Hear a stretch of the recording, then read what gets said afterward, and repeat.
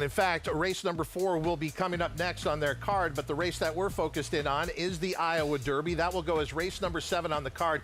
While you look at Brandon Boulevard as a very reliable favorite in the Meadowlands pace, I'm not sure about this horse, Desert Gate. Yes, he was awesome in Texas in the Texas Derby, but what happened in the Ohio Derby? I mean, if this horse shows up, yeah, this is the horse to beat in the Iowa Derby, but he didn't show up at his next start like this. I think that's a big what if. I don't necessarily trust him at what is going to be a short price. And you look at the Texas Derby in terms of the trip, I don't think you could have asked for a better trip to get forward, to get that position, to rattle off fractions that for him are leisurely. It worked out. But going back to the Ohio Derby in that last out effort, I didn't see the excuse. And that's where I find him to be quite vulnerable. And Desert Gate, despite that loss as the heavy favorite of the Ohio Derby, is our 9-5 morning line favorite in the Iowa Derby. And we'll have some thoughts from Ashley about who she does like in that race as we count down in Altoona, Iowa. But as we said, gorgeous night at the Big M. And we've got our crew on site there as we look at Gabe Pruitt and Jessica Otten. Happy Meadowlands Pace final night. It is a beautiful night here in East Rutherford, New Jersey. Gabe, the sun is starting to set, but the action is continuing to heat up. They started the night off with a 146-4 effort, and that was in an overnight event. We have a star-studded card on tap for us tonight, Gabe, highlighted by the 50th edition of the Meadowlands Pace. Yeah, it's one of the signature races of the entire year. Jess, the Meadowlands Pace, looking forward to that tonight. Hamiltonian Maturity, of course, on tap here. It's just a great night of racing. All the stars in the sport are out here on Meadowlands Pace night, and a gorgeous night and a lightning-fast racetrack. There you have a look at the Hamiltonian Maturity. It is strictly for 4-year-olds, both males and females. We have an overflow field of 13 in there at a mile and an eighth distance, Gabe, and on to Norway. He's coming off of a world record performance last week. I talked to Yannick after the race. I said, what a trip. I think you weaved in more in and out of traffic than you were not able to, but he just loves to win. Yeah, and you'll see him starting to slide up the inside right here, Jess. Right now in the third spot. Horse is going to make a break there. That's going to allow him just a little room to slide out. Keep in mind, this is a 63-1 long shot on the lead, but here comes a surging on the doorway out in between horses, and he's going to get the best of that three-way thriller all the way to the finish. He had a 27-win streak going before he got snapped in the final leg of the Graduate here at the Big M. Back to his winning ways last week. He is 32 of 39 lifetime, $840,000 in the bank, and of course that mark of 148-3, and he's bred by just a small town breeder from my neck of the woods up in Michigan. So it's really cool to see any horse can come from anywhere. That's no question about that, because he came from some grassroots, I think we called it, but he's on the sport's biggest stage right here tonight. We're excited to have you guys with us all night long. We'll send it back to the desk. I mean, with On to Norway, we got to row the boat, right? Have you watched that? I have. It's crazy, isn't it? Yeah, it's fantastic. On to Norway and the Hamilton Maturity a little bit later on. When we come back, we will get you out to the Big M. Race number 5 is just a minute away. We'll also return to the thoroughbred world at Prairie Meadows. What a night on America's Day at the Races here on Fox Sports 1.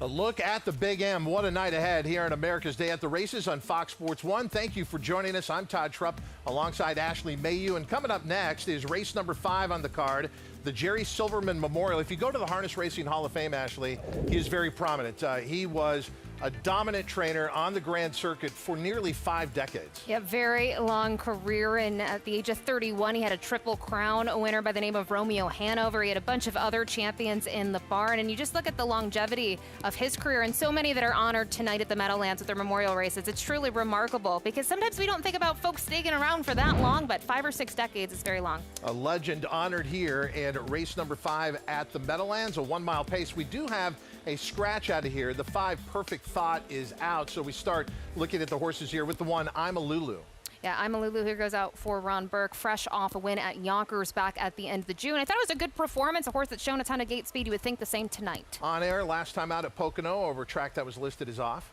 Yeah, and I kind of look at the form as of late. It has improved, but I think would need to take a big step forward tonight to be competitive. She's a Bulldog, has had some disastrous trips the last 2 outs. Absolutely, but was able to graduate last year in the 3 Diamonds in a very big performance. Will need to do better, but again, draw means everything. Tonight helps. Fabulous Hanover is our longest shot in the field at 34-1. Scratch the 5 Perfect Thought. Here's the 6 Lua Deepa. What's not to like about her? Her records speak for themselves. She looked great winning the Fan Hanover, and since then has come to win at Pocono. Darlin's Angel has put together a nice young career thus far. Absolutely, and we'll look at this one's most recent effort.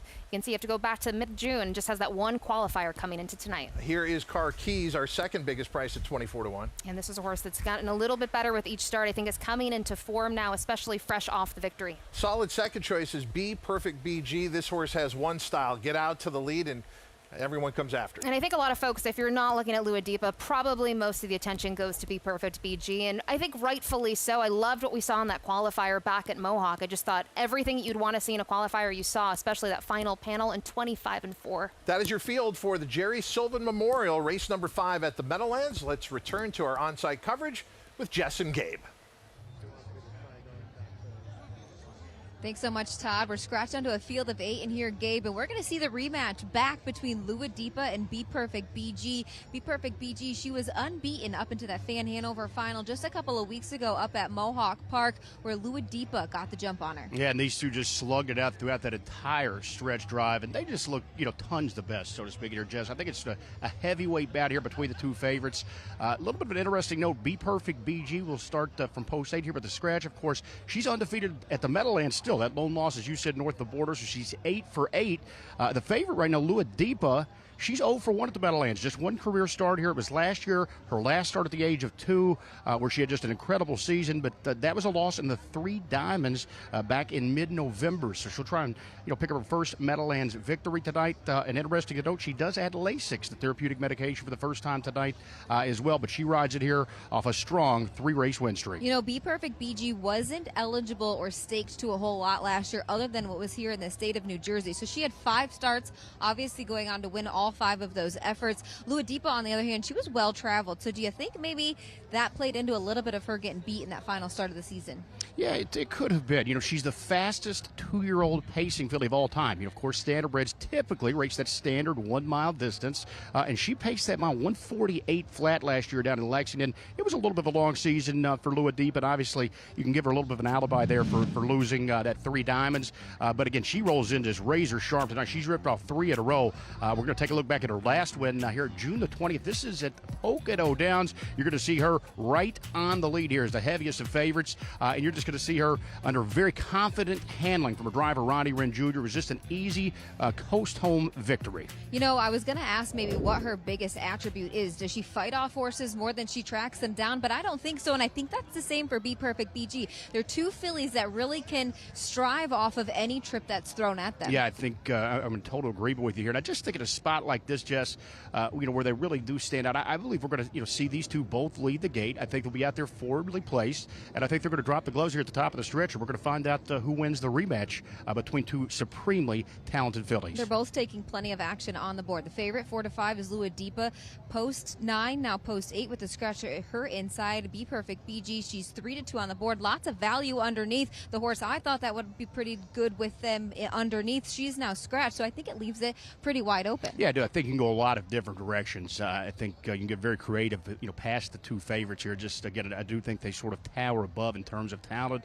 You look at a horse like 3, She's a Bulldog. As Todd mentioned there in the post parade, she's had some very difficult trips of late. She's been primarily racing at Woodbine Mohawk Park. She was a horse that upset Lua Deepa in her lone Meadowlands start. That was in that 3 Diamonds last year. She was a 7-1 upsetter that night. 15-1 on the board right now, Jess, but that's playing just as the fourth choice is the two favorites, really driving up the price on everyone else. We're going to see two really nice fillies throw down here, I think, late in the stretch of the Jerry Silverman Memorial. Of course, he was a very established horseman and decorated horseman at that. We miss him dearly. We'll send it back to the desk. And you prefer Lua Deepa in here, right, Ashley? I do. I think since they've changed the bridle, it's changed her vision a bit, and I think she's just gotten better. So not a huge price in here at 4-5, but we talked about the world record. She has a couple of them, and then last time out, stakes, Canadian, and track record, I should say, 2 back in the Fan Hanover. The field in motion for the Jerry Silverman Memorial here at the Meadowlands. Let's go out to Ken Workington for the call. The Jerry Silverman Memorial. On gate, here they come.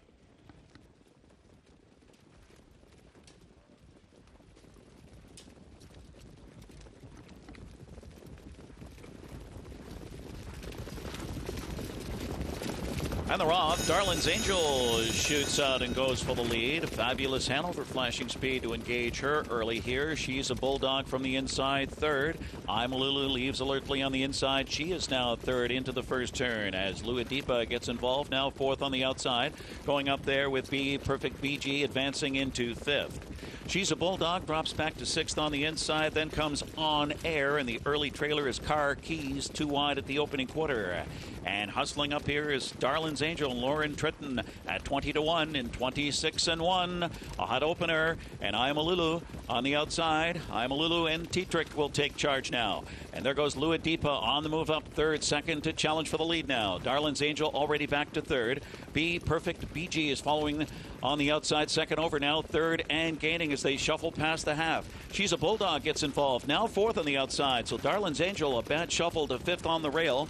And then it's as they pass the half, Car Keys is up third over now. That one followed by Fabulous Hanover, and Fabulous Hanover is dropping back around her On Air. The half was 53-3. They're midway on the final turn, chasing Lua Deepa. Her arch rival, Be Perfect BG on the outside. They're both 4-5 on the betting board.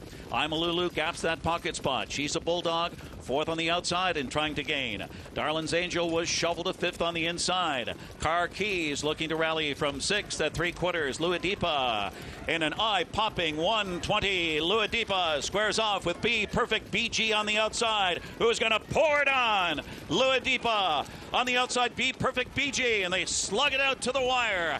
Digging in, Lua Deepa. Lua Deepa. Be Perfect BG final move. Lua Deepa holds off Be Perfect BG. Then Darlin's Angel, and she's a Bulldog in 1:48, a track record. They indeed threw down here in the Jerry Silverman Memorial. What about the early move by driver Ronnie Wren Jr. with Lua Deepa after that opening quarter? I think he was confident, but I also think she wanted to go. And when they saw Tim Tetrick and I'm a Lulu make the move, they didn't get cute. They went as well. And she did need to dig deep, but she sometimes does this in her races, Todd, where she waits a little bit, but gets the job done. As Gabe and Jess mentioned, it is a fast track out there tonight as they set a course record here for the mile in 1:48. What a start to our show here at the Meadowlands. So from the standardbred world, we go back to thoroughbred racing at Prairie Meadows. Big night of racing there, with the highlight being the Iowa Derby. But they are coming close to race number 4 on the card. As a matter of fact, we are just a couple of minutes away from the 4th. And in the upcoming 4, the 6 furlong maiden special weight event for 3-year-olds and upward. Let's get some insight now with Samantha Perry. We are just one race away from some stakes action, and this is a small but a very competitive field. Now, the number 3 is definitely the class of this race. Now, this is a horse that was exiting the Brad Cox barn a couple of starts ago, and you look back at some of his races that he was running in Oaklawn Park, and there was some very tough customers in his fields. Horses like Unauthorized and Kruper, who we're going to see a little bit later in the Iowa Derby for Von Himmel. So the back class and the back form is there, and now it's a matter of can he put it all together again today. I don't think he really took to the sloppy track at Oaklawn. When they get rain there at Oaklawn Park, it really does come down, and that can be a track that horses either love it or they hate it, and I don't really think he took to it. It just kind of seemed like his wheels were spinning and he was going nowhere. The trainer, Ron Moquette, has a very high win percentage here in Altoona, Iowa at Prairie Meadows, and so for me, he is the one that really looks like the horse to beat in this spot. But I do think the number 1, Burns, is kind of interesting. Jockey Ken Tohill already with a win on the card this evening for Randy Morrison. This horse here, although the barn is winless so far this meet at Prairie Meadows, the 3rd place finish last time was encouraging enough for me, and that was his first start in the barn of Randy Morrison. Typically, horses that are in the Randy Morse program, they move up after a second start. He's gotten a little bit more time with the horse, just kind of getting a bit more acclimated to him, and I feel like just from the races earlier today and the races from last evening, it just seems you want to be a little bit forward, a little bit more in the mix, and what a perfect jockey and post position to get there as they are approaching the starting gate here. Like I said, just one more race, and we are starting the stakes action. Back to you guys.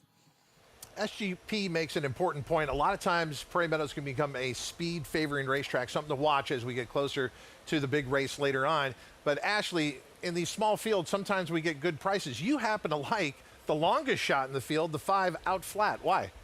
Well, this horse doesn't have speed, which could work against him. But I did think the inside probably goes Coming Soon here, has shown some early foot, especially in that race 2-back where this horse wanted to have a presence. You don't know what the first-time starter does, and look how consistent he is. If you're looking at figures, he's not far off. He has some of the best ones in the race, and I loved the effort 2-back where he was able to defeat Burns. So I thought the horse would probably be a price and longest shot in the board. Hopefully have your plays in through your Naira Bets account because the field is moving into line for race number 4 at Prairie Meadows. Checking the odds, the 3 Coming Soon is our odds-on favorite here at 4 to 5. Field moving into line for race number 4 at Prairie Meadows, and for the first time tonight, we get to send it out to track announcer Bobby Newman. Hello, Newman.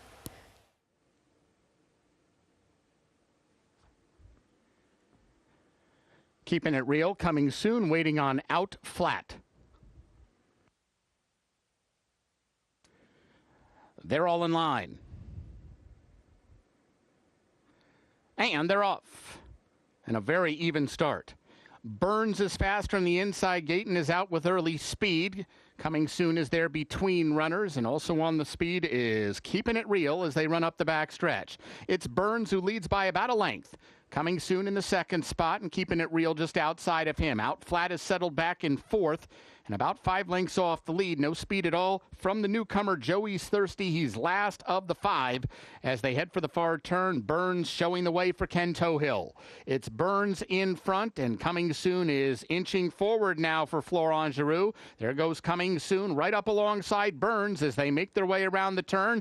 Out Flat is working hard, but is all the way up into 3rd and in range. And just to his inside, Keeping It Real. These 4 all have a shot as they come toward the top of the stretch, and they fan out 4 across the track with Coming Soon just the leader. Coming Soon in front. Here's Keeping It Real. And Keeping It Real has all the momentum, and he's taken over the lead inside the final furlong, and he's starting to get away for Orlando Mojica. Keeping It Real in front and well on his way to a maiden score. It's Keeping It Real. He'll win by over 3. Coming Soon held the place from Out Flat. Burns was 4th. Keeping It Real, a Made No More, was 0 for 8 prior to today with 3 seconds and 3/3, but now finally gets to the winner's circle. Got a beautiful trip, right? Was in the clear, the pace developed. We talked about the 1 and the 3 likely setting the tempo early and just waited patiently here, and really the only horse that was finishing best. Keeping It Real, lead them to the wire over the 3 Coming Soon, over the 5 flat out, 4-3-5 in race number 4 at Prairie Meadows. Your winner going off at 5-1, over 4-5, over 9-2. and it is the one Burns who is fourth at 7-2. The big race is still ahead on a phenomenal card at Prairie Meadows. You'll see it all here on America's Day at the Races on Fox Sports 1.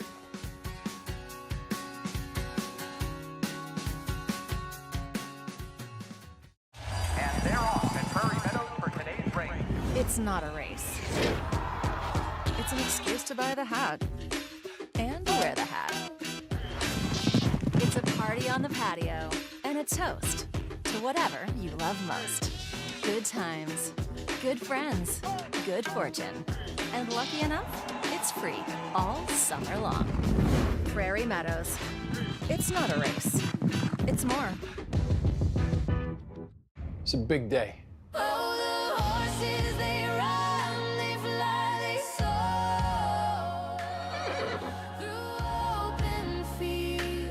That horse get on the street with fruit. I'll build them a home where the stars agree that love is a pasture. It's okay. Where wild hearts run free. The joy of traveling well is feeling at home, yet a million miles away from home. Discovering new flavors, or savoring the ones you already love. Not knowing what lies beyond the horizon, but knowing what matters most to you. This is the joy of traveling well. Oceana Cruises. Whether you maintain a food plot on the weekends, tend to a small herd of livestock, or work in professional landscaping, New Holland's family of Workmaster and Boomer compact tractors at Clinton Tractor can get the job done.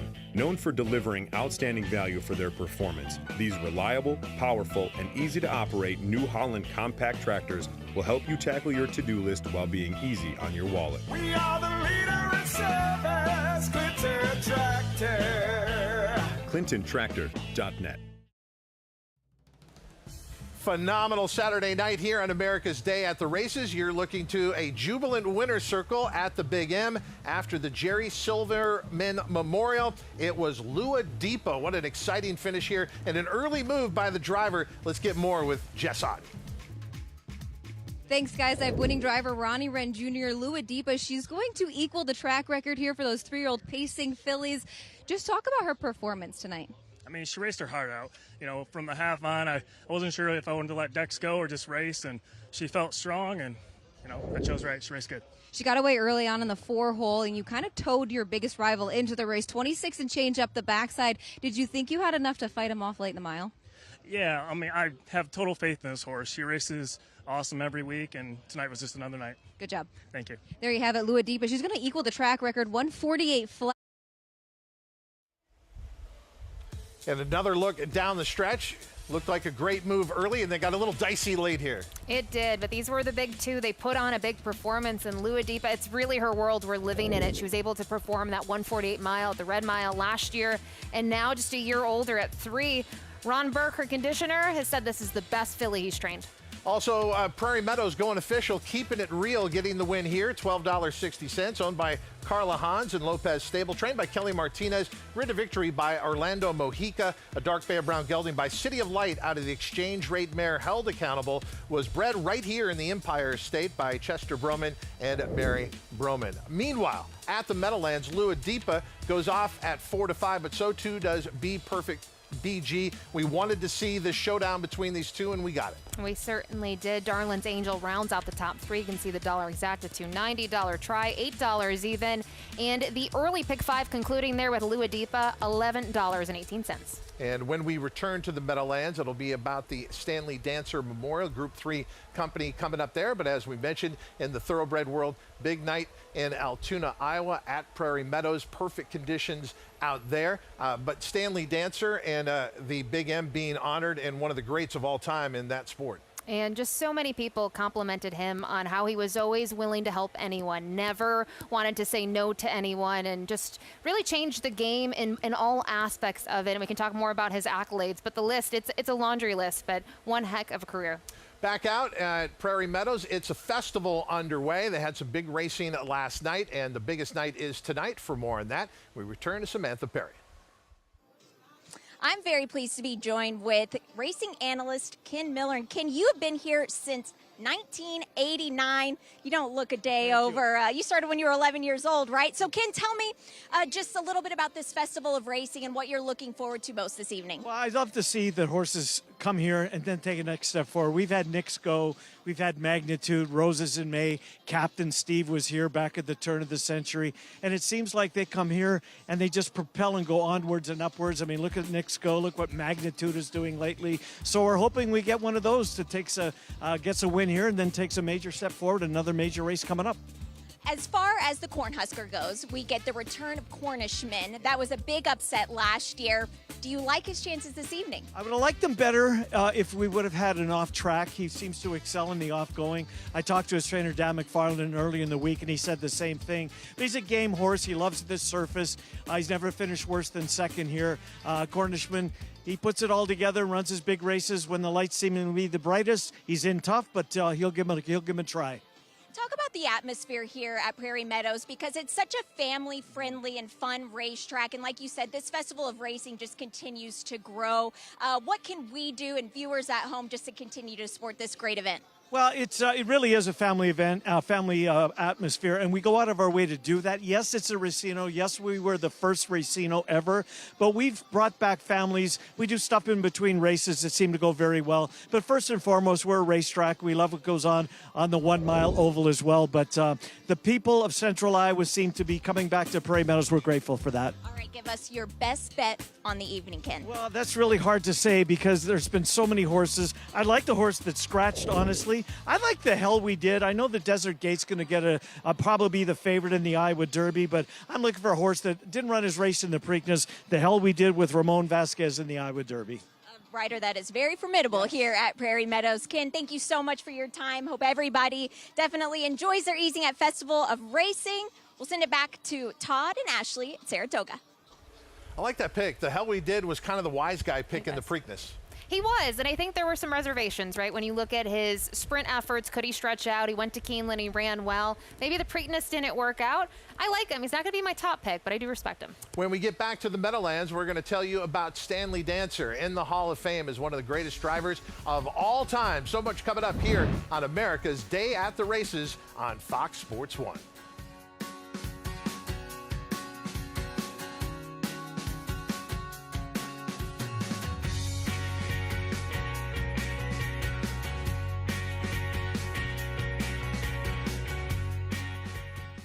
Bet any track, anywhere, anytime. Download the NyraBets app to play today and get a $200 deposit bonus. Watch and bet on live horse racing from over 300 tracks worldwide. Get expert picks, play live money betting contests, and boost your bankroll with daily promotions. NyraBets is the official betting partner of Saratoga Racecourse. Sign up now. New members use promo code SPA200 to claim your $200 deposit match bonus. You bet with NyraBets.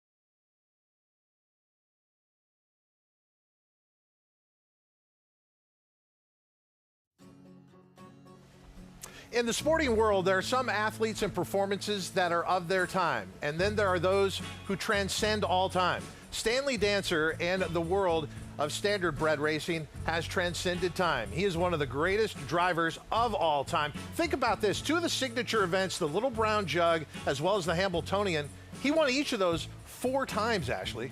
And not only did he drive, he trained, right? So to be able to do that, you mentioned the Hambletonian victories, 4 of them from a driving perspective. And we talk about times nowadays. At that time, he had his first 2 horses to go sub 155, both on the pacing and trotting side. Multiple horses of the year, just really well-rounded individual from a driving perspective, but also training. And Stanley Dancer is honored tonight on the Meadowlands card. Upcoming race number 6, a 1-mile trot, the Stanley Dancer Memorial. We'll get back to our on-site coverage there. Welcome to our set here at a darkened Saratoga. They finished up an 11-race card earlier today, had a pick 6 carryover. That will be the story of the Sunday America's Day at the races. But we got so much coming up here in the evening around the country. Let's go back to the Big M and look at the field, Ashley, that will line up here in race 6. As far as the wagering, pretty obvious. It is Apex. And we take a look at Apex in the most recent start back on the 4th of July, and it ended up second here in the qualifier, but seemed to have a lot more to offer. Absolutely. And a horse that, in terms of when you kind of compare him to his rivals tonight, a little bit slower on the return, but rightfully so after having a stellar 2-year-old campaign with that huge win in the Mohawk Million. We saw him in the Breeders' Crown not necessarily fire his best of efforts, but I think when you look at a qualifier, it's really how they visually do it, right? I know the time is obviously something to factor in, but I think visually, this is what we really want to see coming into tonight. Apex is currently up on the board at 1-5. That means good prices everywhere. You're getting great price on the 7 Inexpressible. Inexpressible, I love this one's versatility. If the situation calls for it, can get out to the lead. But last time out, coming from way out of it against a moderate pace, is this horse worth a look at 7-1? I think so. I mean, another one that I think has just been getting better with each of those starts. I am curious to see what Scotty Z decides to do with the draw, right? You mentioned the versatility could come in handy. I think his hand might be a little forced here from the outside. Let's meet our field for the Stanley Dancer Memorial. Race 6 at the Meadowlands Hamlet Hall coming into view. There's our favorite Apex. Looks phenomenal on the track. Love the way he goes. Oh, just a really big-looking individual as well. The 3 American Power, a 3rd in that most recent effort. A couple weeks back, though, at the Big M, has had some time off. Here's Jim Beam. Yes, please. It's a little early for that, isn't it? It's late. Big price here on the board. We'll need to do a little bit better, but I wonder what the tactics will be. Is a handy horse as well. All right, Mr. Penner, just a disaster last time out. Draw a line through it. I think the last 2 are the ones that I can't really get by. I thought the return was really strong off the 1 qualifier. Here's the 6 Requiem. Is it a dream this horse could win at 22-1? Yeah, I'm not saying it, but hey, Ronnie Run Jr., we trust him after his win in the 5th with Luadipa. And then the horse that we were just talking about, the 7 Inexpressible. I'm a little shocked this horse isn't taking as much support. We talked about kind of the steps forward in the last few. I think the question tonight will be how this one handles the Big M from a race perspective. Big purses on the card at the Meadowlands, and Gabe, some big guarantees as well. They've got a guaranteed pool in this early pick 4 of $50,000. How would you and Jess approach it? Thanks a lot, Todd. Yes, big pick 4 pull anticipated here. This is going to be a nice and low 15% takeout. And it looks to be fairly formful, Jess. Yeah. I mean, we've got a big favorite here in Apex. I ended up using a few here in this first leg, but I think Apex, obviously I'll concede the fact he should be a heavy favorite, but I'm not going to concede that he's a complete standout here. He's lightly raced this year. We took a look back there at the qualifier. He's only had a couple of starts. So really, in terms of racing, he's been off a month. I know that doesn't sound like a lot maybe to some of our thoroughbred viewers, but standardbreds, typically race on a weekly or at least at every other week type basis. So this is the Stanley Dancer, as the guys are talking about on set. And it's really a Hambletonian preview, Jess. That's just 3 short weeks away. And it's certainly Operation Hambletonian for the likes of Apex and some of the other talented colts here. That's what they look to head to as we move down the road. Yeah, it's one of the final stops on the road to the Hambletonian. Gabe, we saw a division earlier on that featured Endurance, one of the top trotting colts in the country right now. He went 152, but like you had mentioned, Apex is a standout in here. On the betting board, I'm with you. I use a couple of other horses as well. I'll use the 3 and the 7 American Power. He actually upset him a couple of weeks back. He's got 3 of 4 so far. And Inexpressible, how about the mile he went over at Yonkers in the Yonkers Trot? That was a huge come-from-behind victory. The question is, what is the pace scenario going to be like here in this race, and how much ground can he make up? We have very similar pick 4 plays, Jess, by the way. way. The first 3 legs identical. You just went a little deeper than myself there in that 9th race. I'm just going to shorten up there to 2 deep. But this trot right here, such impeccable breeding. You'd look at a horse like Apex. His mother, Mission Brief, the fastest 2-year-old trotter ever in the sport's history, and that was well over a decade now. We see world records broken on the regular, and we may see some right here on this show tonight, but she still stands the fastest 2-year-old trotter ever, 150-3. She's in the Harness Hall of Fame. He was over $500,000 as a yearling. He's a great-looking colt. You're taking a look at him on the track right now. And also the 3, American Power. His mom, one of the greatest trotting mares of all time, too, Ariana G. She was a double millionaire, Jess. So both the moms, the dams, the 2 and 3, in the Harness Racing Hall of Fame for their standout racing careers. Apex does stand out on the tote board. Plenty of value to be found underneath. Of course, I had mentioned Inexpressible. He's coming off of that Yonkers Trot win, 5-1 on the board. His stablemate, American Power, 6-1 on the board. In my opinion, I think Apex is the one to beat in here, but he has been beaten so far in his 2 starts this year. I'm wondering if he's just kind of getting the ball rolling. Yeah, again, I do think it's get a complete operation Hambletonian. That's the big goal here. The $1 million event, just 3 short weeks away. That's the biggest race of the entire year in the sport of harness racing, our Kentucky Derby, so to speak. So, they're really just trying to get a nice foundation under him. And I look for Apex to race well here. I mean, obviously, he's had a great post.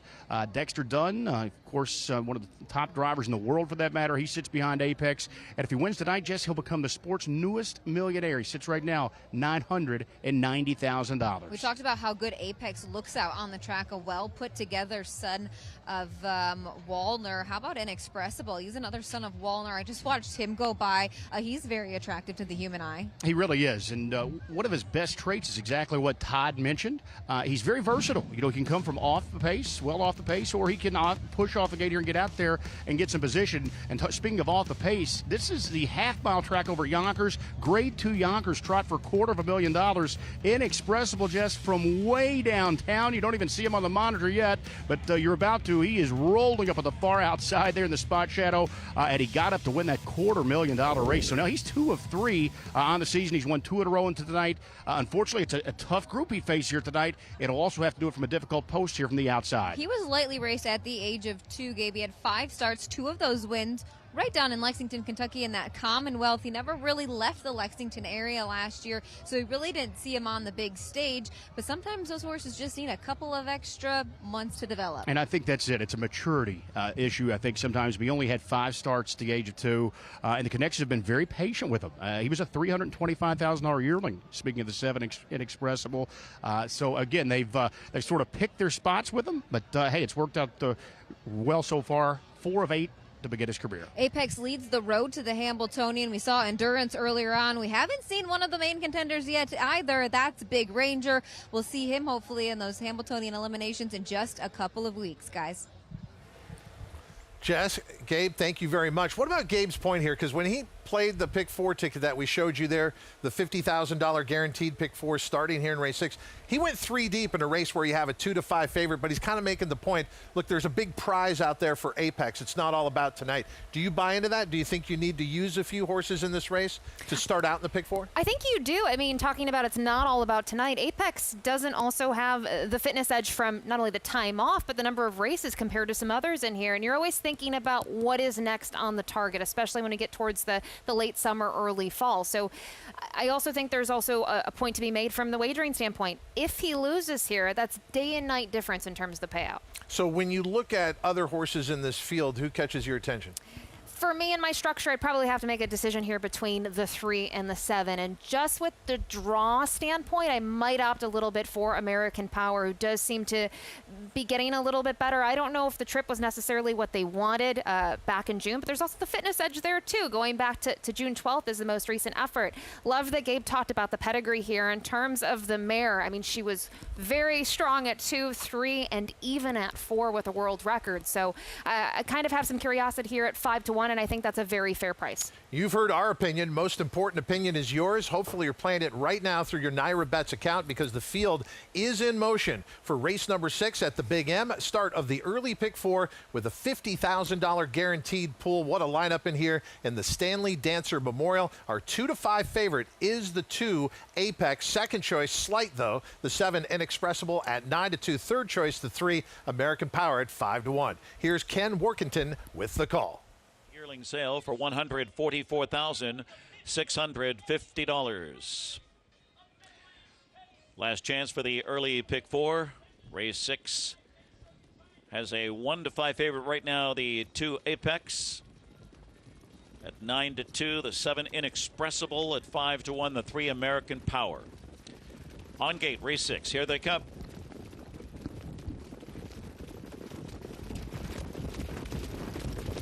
And they're off and trotting. Jim Beam is out fast on the outside. The big favorite, Apex, just floated away in second with American Power third into the first turn.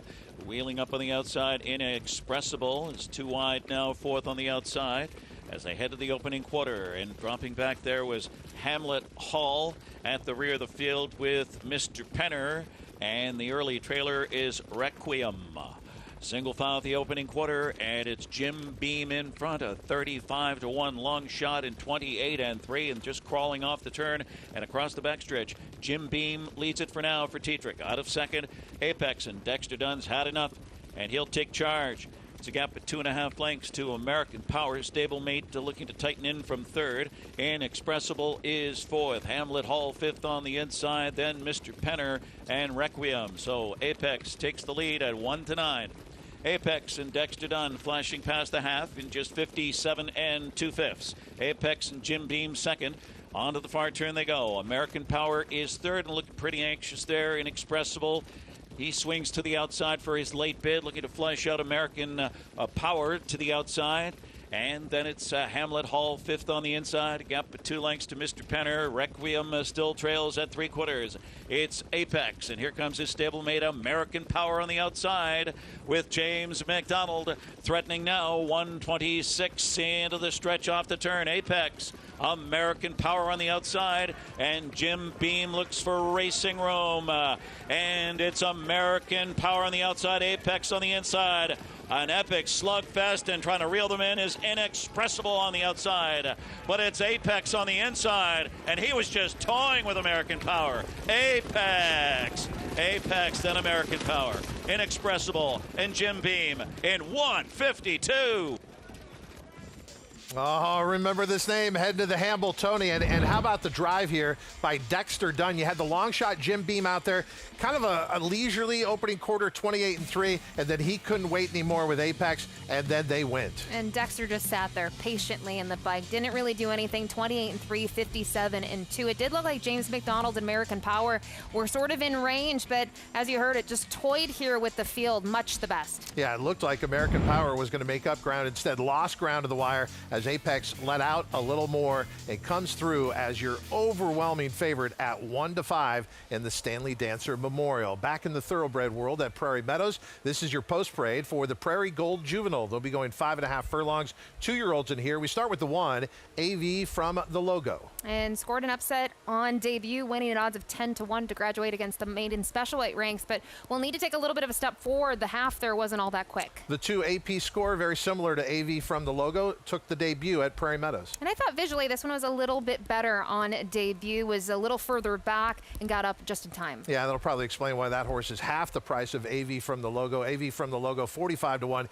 AP score currently 23-1. Then there is the 3 Dial It Down, a flashy winner in the debut, winning by 6.5. Not getting much attention here at 29-1. We'll also have to stretch out from 4.5. Those 4.5 furlong races can be a little tricky to read, but the barn does fairly well with their 2-year-olds. American Pope is the 4, so must be a Chicago White Sox fan as well. But what about this horse winning on the synthetic up at Woodbine?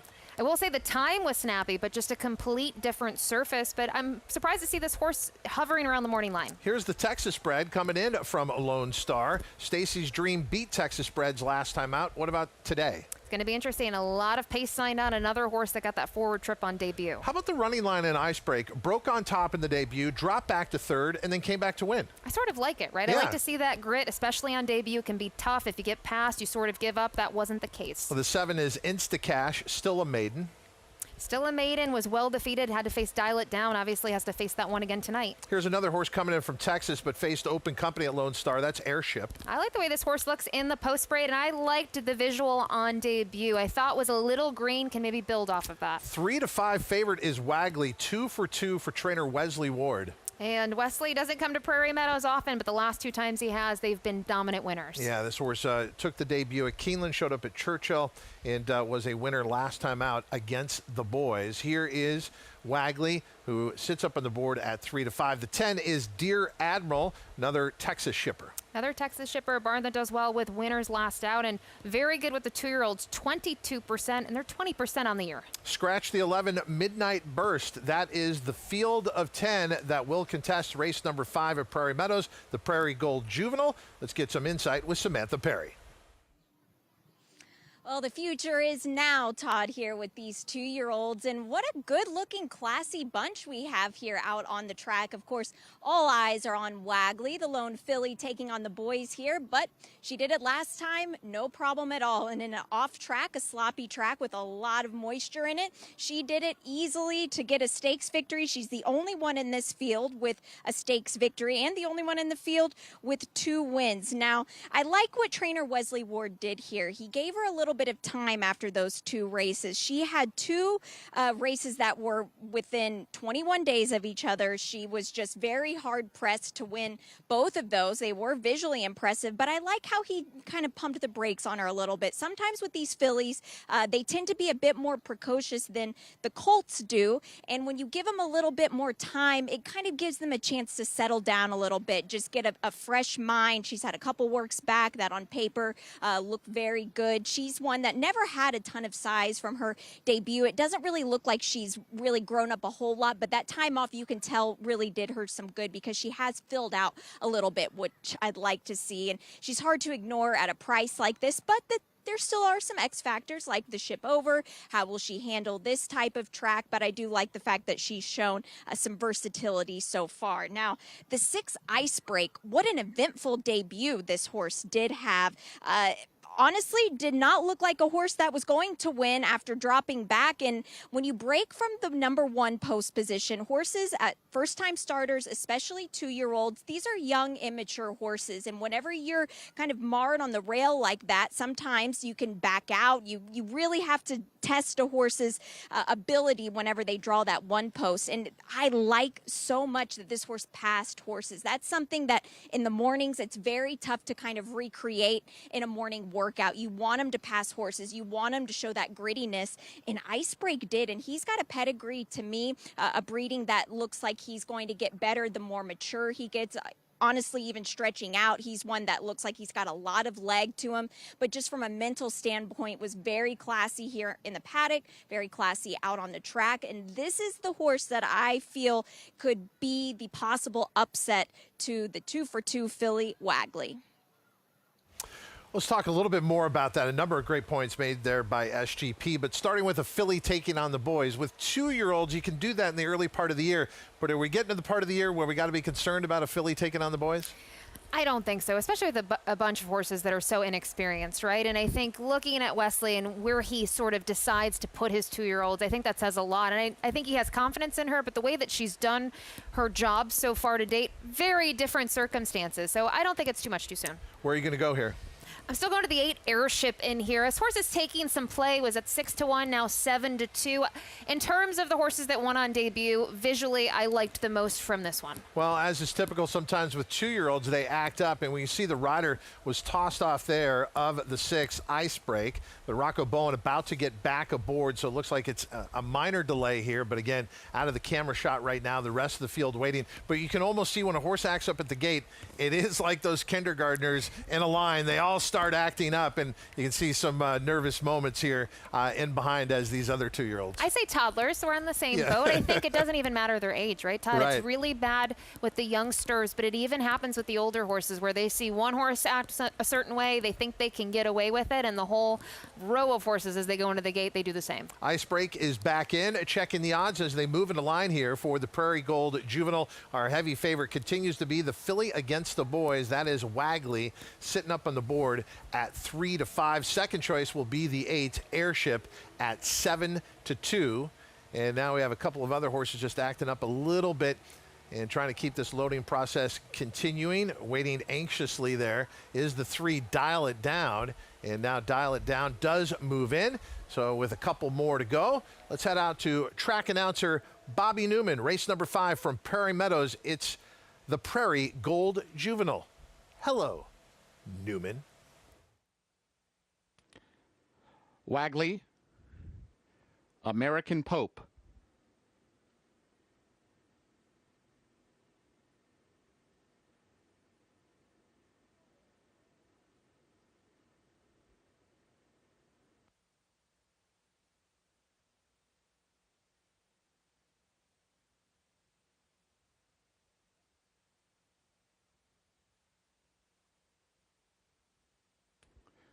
Two back now.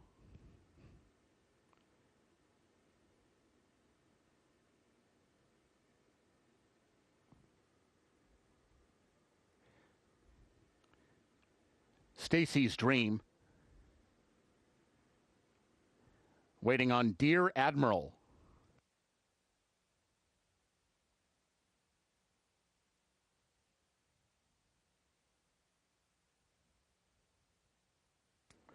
They're all in line. And they're off. And it was a good start for the filly Wagley toward the outside, and she outfoots the field early on. Wagley sprints away and opens up a 2.5 length lead on everybody else and gets over to the inside. Dial It Down chases from second. An Airship is right there alongside of that one. Dear Admiral the far side, and American Pope is a close-up 5th.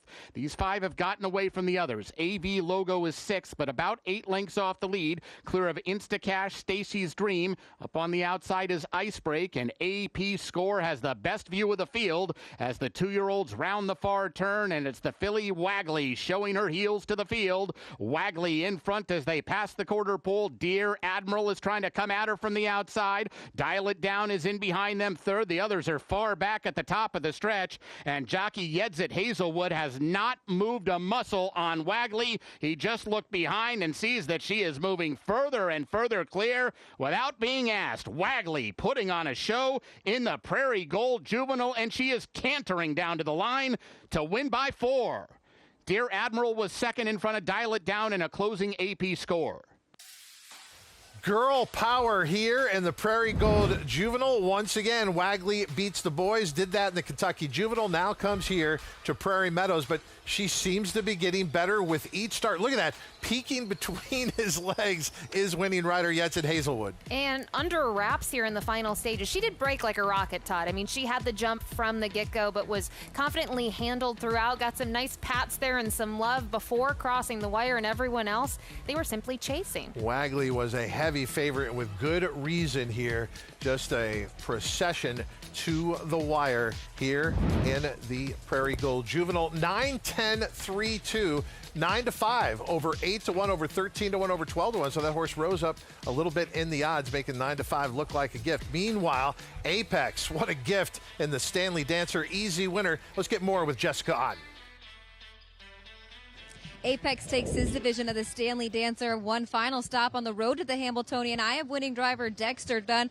Dex, you kind of just left out of there leisurely and kind of turned it into a sprint coming home. Yeah, he left out of the gate really good, Jess, and Timmy was the only other one that left. So we took our time early. We made the front there, and she was pretty flashy last quarter there.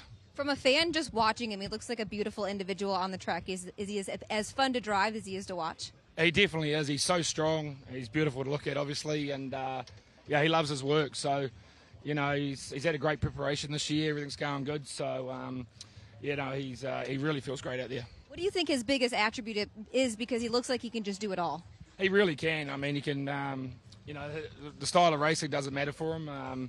Yeah, can lead the gate. He relaxes great in races, so he makes my job easy, Jess. Makes your job look easy, and I'm sure you're looking forward to the Hamiltonian. Yeah, absolutely. Good job. There you have it, Apex. He's going to take his division of the Stanley Dancer for trainers Marcus Meadowlander. 152 flat. He becomes the harness racing's newest million. Well, there's going to be more to the bankroll here for Apex after watching this performance tonight. Absolutely, and just getting started with his season. This was just his third appearance now in 2026. He picks up his second victory of the year and his 8th in his career, and just really toyed with him in the end. Just excited to see what's to come from him because he does seem like he's handy. I know you look at him tonight, it was pretty one-dimensional and he was forward, but he can do a lot. Apex with the New Zealander in the bike, Dexter Dunn, kind of a New Zealand Tom Waits. I love that gravelly voice that he has. Apex will be looking for more in the Hamiltonian, but tonight, dominating winner of the Stanley Dancer. We have so much more to come from the Big M. The big race will be the $810,000 Meadowlands Pace later on. And as we mentioned, phenomenal undercard out of Prairie Meadows leading to the Iowa Derby. We'll have the Iowa Sprint when we return on America's Day at the Races on Fox Sports 1.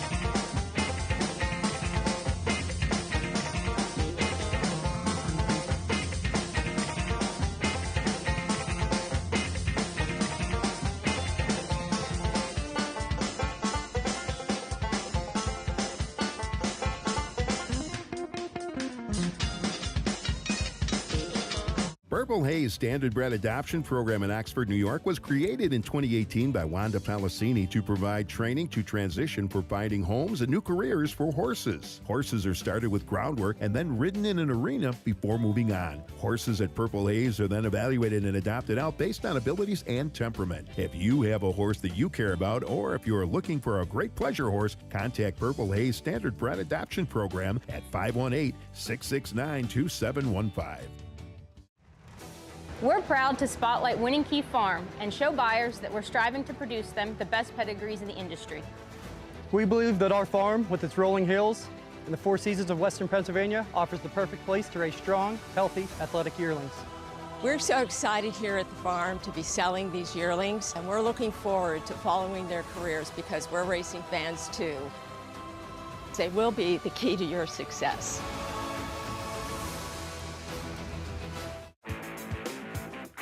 Racetrack Television Network brings you every race from every track on every screen every day. Monthly packages starting as low as $5 per month. RTN gives you great value and access to more HD streaming and race replays than anyone.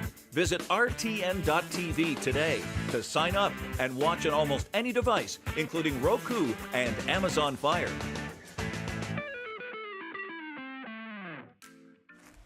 Welcome back to America's Day at the Races on Fox Sports 1. It's America's Night at the Races right now. I'm Todd Schrupp.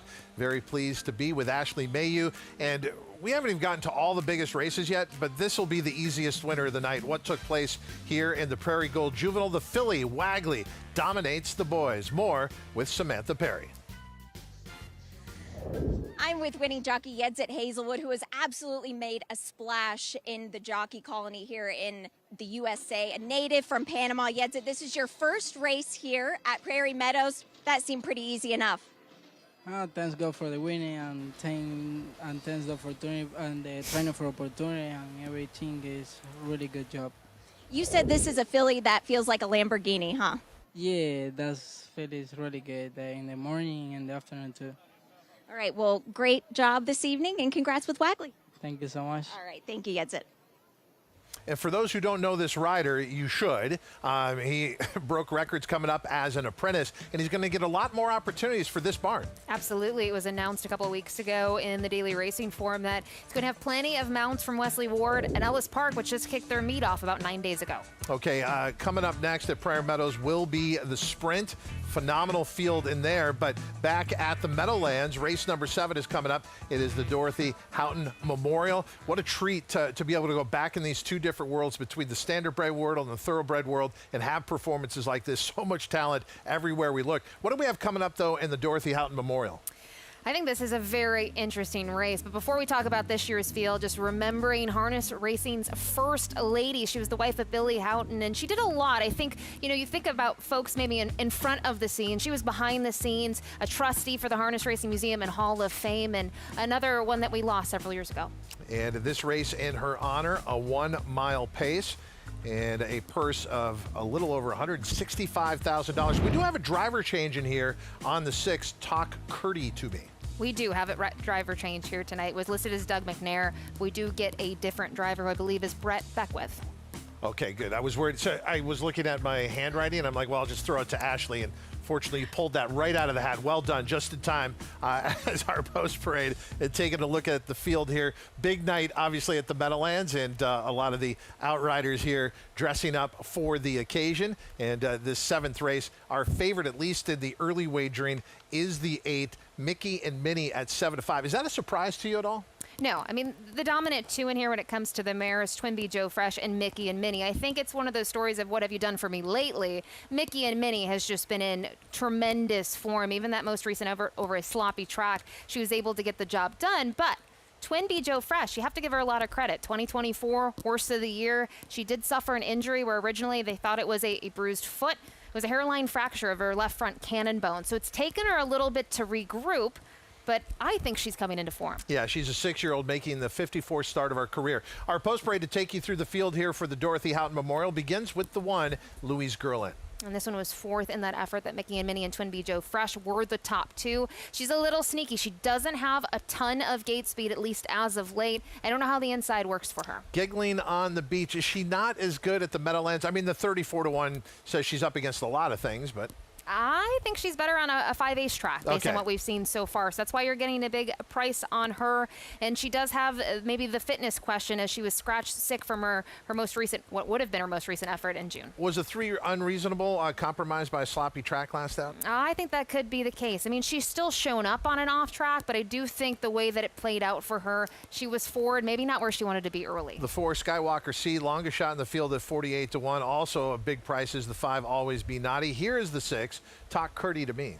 And Talk Curdy to Me doesn't have a ton of gate speed. She'll need to have them motoring up front and try to mow them down late. And here's Twin Bee Joe Fresh, taking a lot of play from that 7-2 morning line. But she's getting into form. That's key with her last 2, especially her most recent effort here over the big mile. Mickey and Minnie always seems to be in form. She is. Look at her last year, 13 for 15, already 4 wins this year, and her 1 blemish. There's the argument she probably needed the race. She had triple qualifiers going into that. Rodeo Drive Deo, our final horse in the post parade here at 35-1. I've always looked at her as a horse that I feel like there's some potential. I think maybe she can get a piece at times, but another one that just so far this year as a 4-year-old, I haven't been impressed with her off the gate. That is the field that will contest the Dorothy Houghton Memorial, race 7 at the Meadowlands. Let's return to our on-site coverage with Gabe and Jess.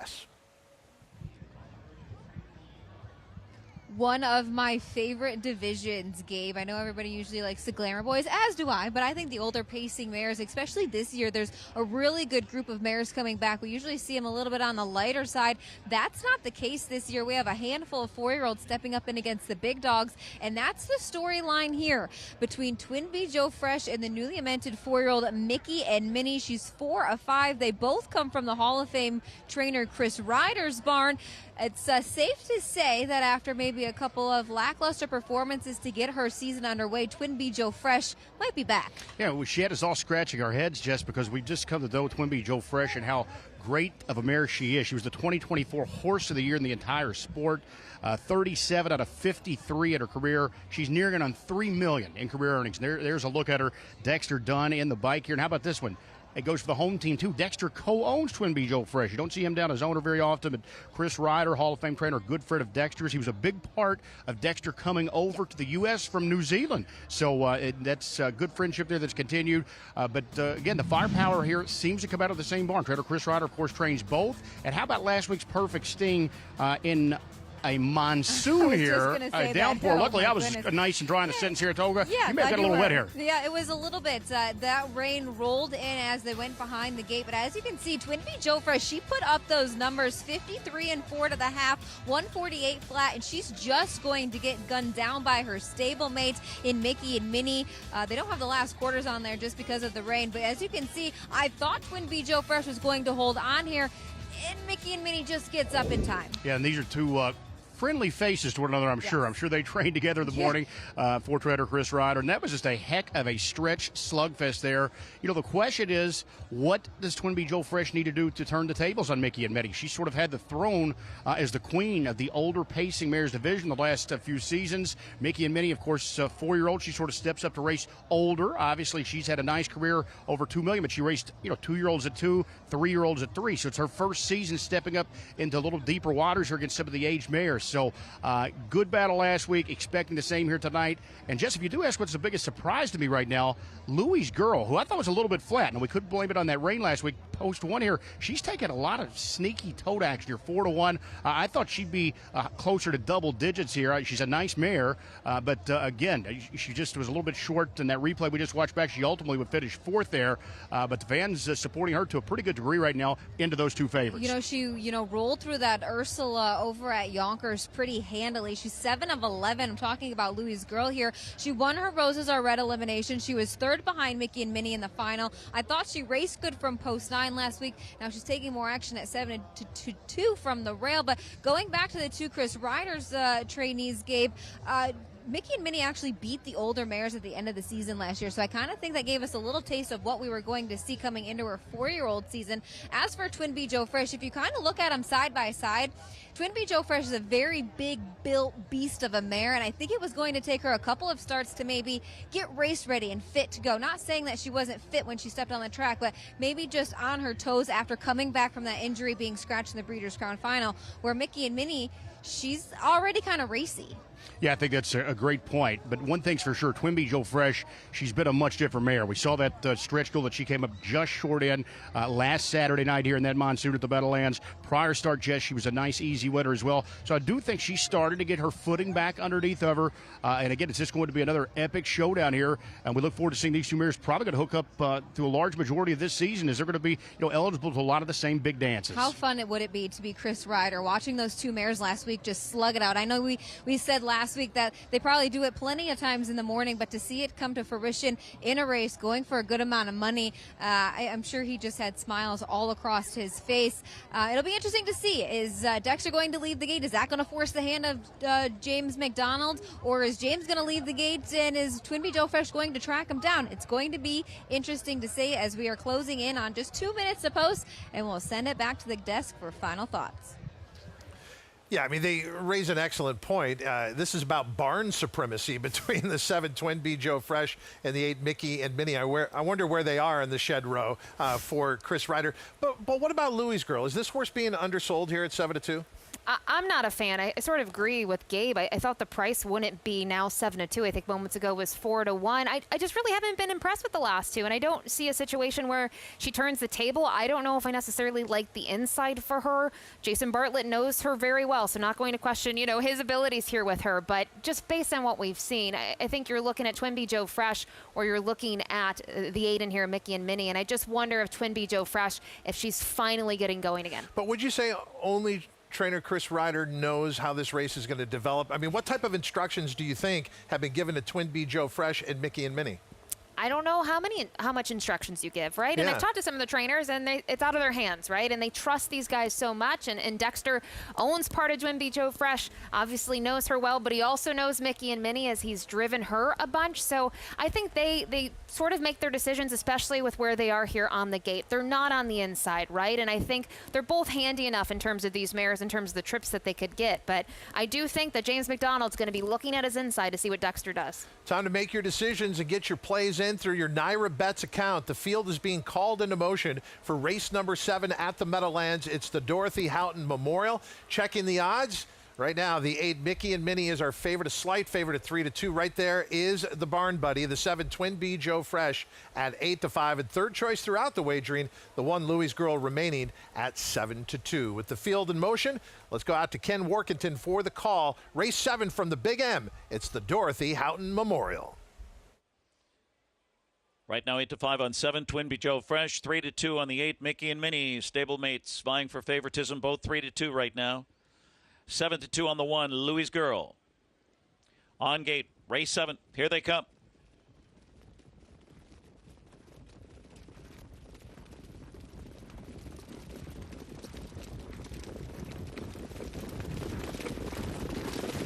They're off. Always Be Naughty and Twin Bee Joe Fresh blasting off on the outside. Unreasonable shooting through and put in play is Louis Girl on the rail into the first turn. Right there is Giggling on the Beach into the top 4 now. Always Be Naughty is going to take a seat in 5th. Mickey and Minnie goes up 6th on the outside, followed by Skywalker C and Talk Curdy to Me in the early trailer is Rodeo Drive Deo. At the opening quarter, it's Unreasonable. And sweeping up is Twin Bee Joe Fresh to take over here at 6-5 right now in a hot 26-2. Across the backstretch, Dexter Dunn and Twin Bee Joe Fresh setting up shop up front here. Unreasonable second. Louis Girl tracks along in third. Giggling on the Beach is fourth. Always Be Naughty fifth on the inside. And getting underway is Mickey and Minnie fishing for some cover. Tracking her to the outside, Talk Curdy to Me. And then Skywalker C and Rodeo Drive Deo. The half up in a rated 55 seconds. Controlling it, Twin Bee Joe Fresh here at 6-5. Unreasonable second. Louis Girl on the inside third. Here comes Mickey and Minnie on the outside. Now third, soon to be second to challenge her stablemate. A live tow for Talk Curdy to Me, who's fifth on the outside. Giggling on the Beach was shuffled back on the inside. As they turn for home on 3/4, Twin Bee Joe Fresh trying to give them the slip. And scoots off by 2.5, 3 on Unreasonable. And Mickey and Minnie on the outside. 1:23 for 3/4 into the stretch drive now. And it's Twin Bee Joe Fresh looking to polish it off for Dexter Dunn.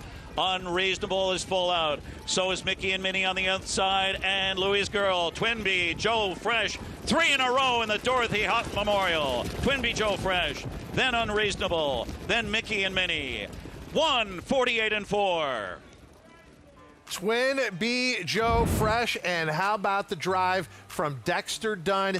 We've been talking about these early moves after the opening quarter mile. A lot of these long shots taking shots early, but it's what Dexter Dunn did after he got to the lead after the opening quarter mile. That interior fraction there from the quarter to the half. Absolutely. 26-2 for the opening panel, 55 to the half, 3/4 and 1:23 for a final time of 1:48-4. I'm just always so impressed by his ability because he can just get horses out there and they cruise. He doesn't have to keep after them. Very patient, very good hands, and we see that she was much the best. How about Unreasonable sticking around? We thought Mickey and Minnie was going to go right on by, but instead Unreasonable holds on for second. But what a drive here. Dexter Dunn aboard Twin Bee Joe Fresh. She loves this race. The Dorothy Houghton Memorial will have prices when we return, and we'll also get out to Prairie Meadows' outstanding older sprinters in the Iowa Sprint.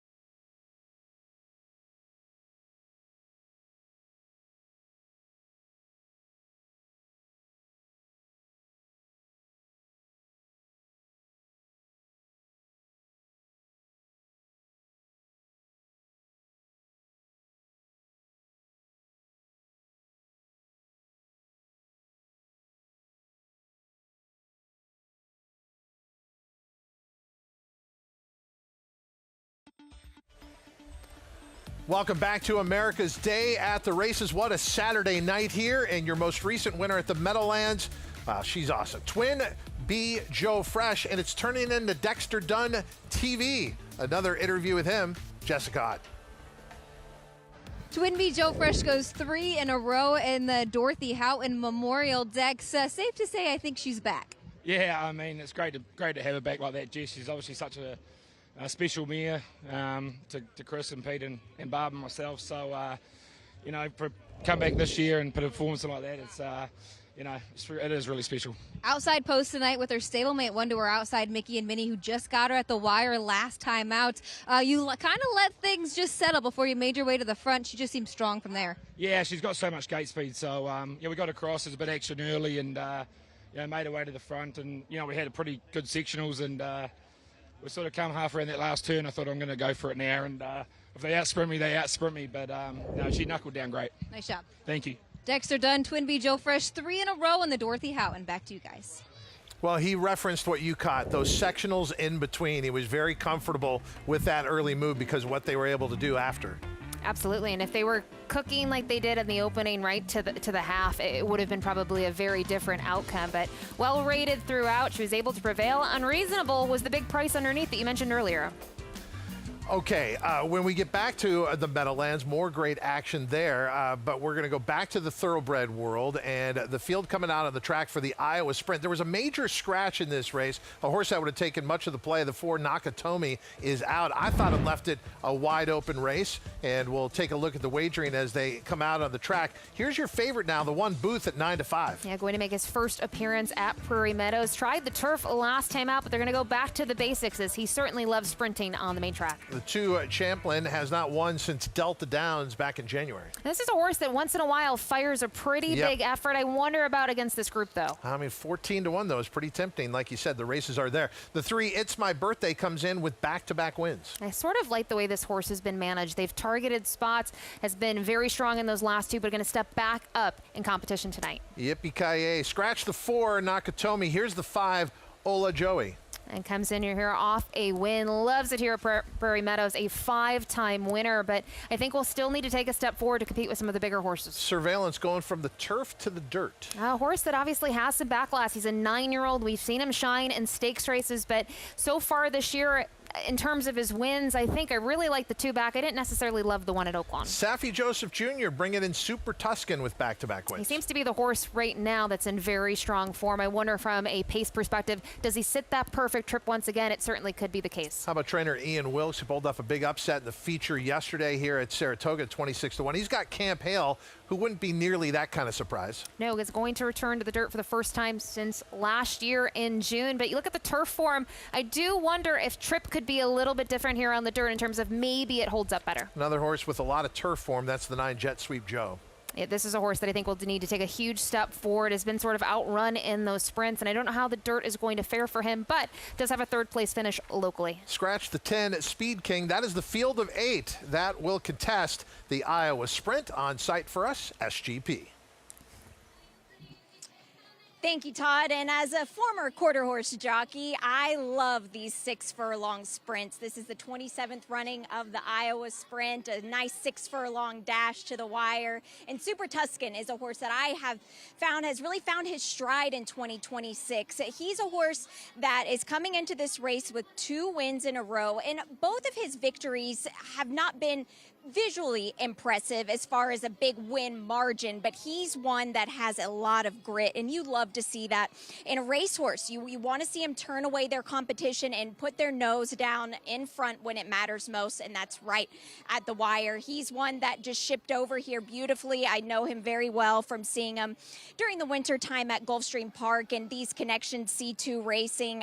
They had him in the Speightstown Sprint at Lone Star, which is the C2 Connections home track. So good that they're supporting Lone Star Park Racing. But as far as when Saffie Joseph Jr., the trainer, sends horses crosses over to Prairie Meadows, he wins at a very high percentage. I love this post position here with some runners to his inside. His regular rider, Micah Husbands, or his new rider, Micah Husbands, I should say, a regular rider for Saffie Joseph Jr. and C2 Racing, but is yet to be aboard Super Tuscan, will have a nice little stalking trip. I think this is a very versatile athlete. You can put him anywhere and he'll show up for you. Just a very beautiful horse who's rounding into form at a great time. Now, the number 3, It's My Birthday. It is not, but he's coming off of a couple of victories as well.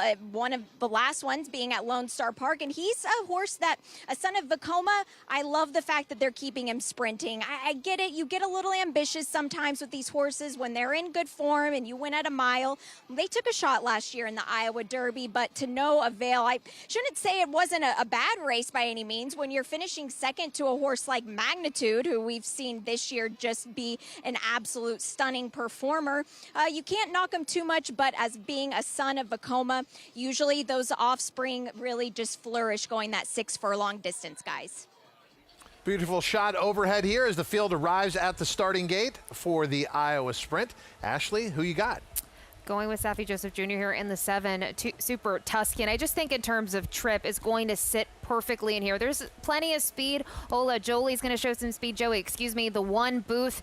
I know some of his races he hasn't been the quickest. I think with the inside draw, he might be the pace setter in here. So Sam and I on the same page. I think when you look at those last couple of efforts, you have to like his form. And even if you go down the page for Super Tuscan, the 3rd in the Steel Valley Sprint might not look the best at Mahoning Valley. I thought he was trip compromised in there and maybe a little bit better now at the age of 4. Super Tuscan, your selection, and Samantha's selection moves forward at 7-2. 2 horses going back and forth for favoritism here. The 1 Booth at 2-1, and the 3 It's My Birthday at 2-1. The previous churn of money had It's My Birthday as the favorite, but as they move into line here, it's now Booth who's a slight favorite, but both of them at 2-1.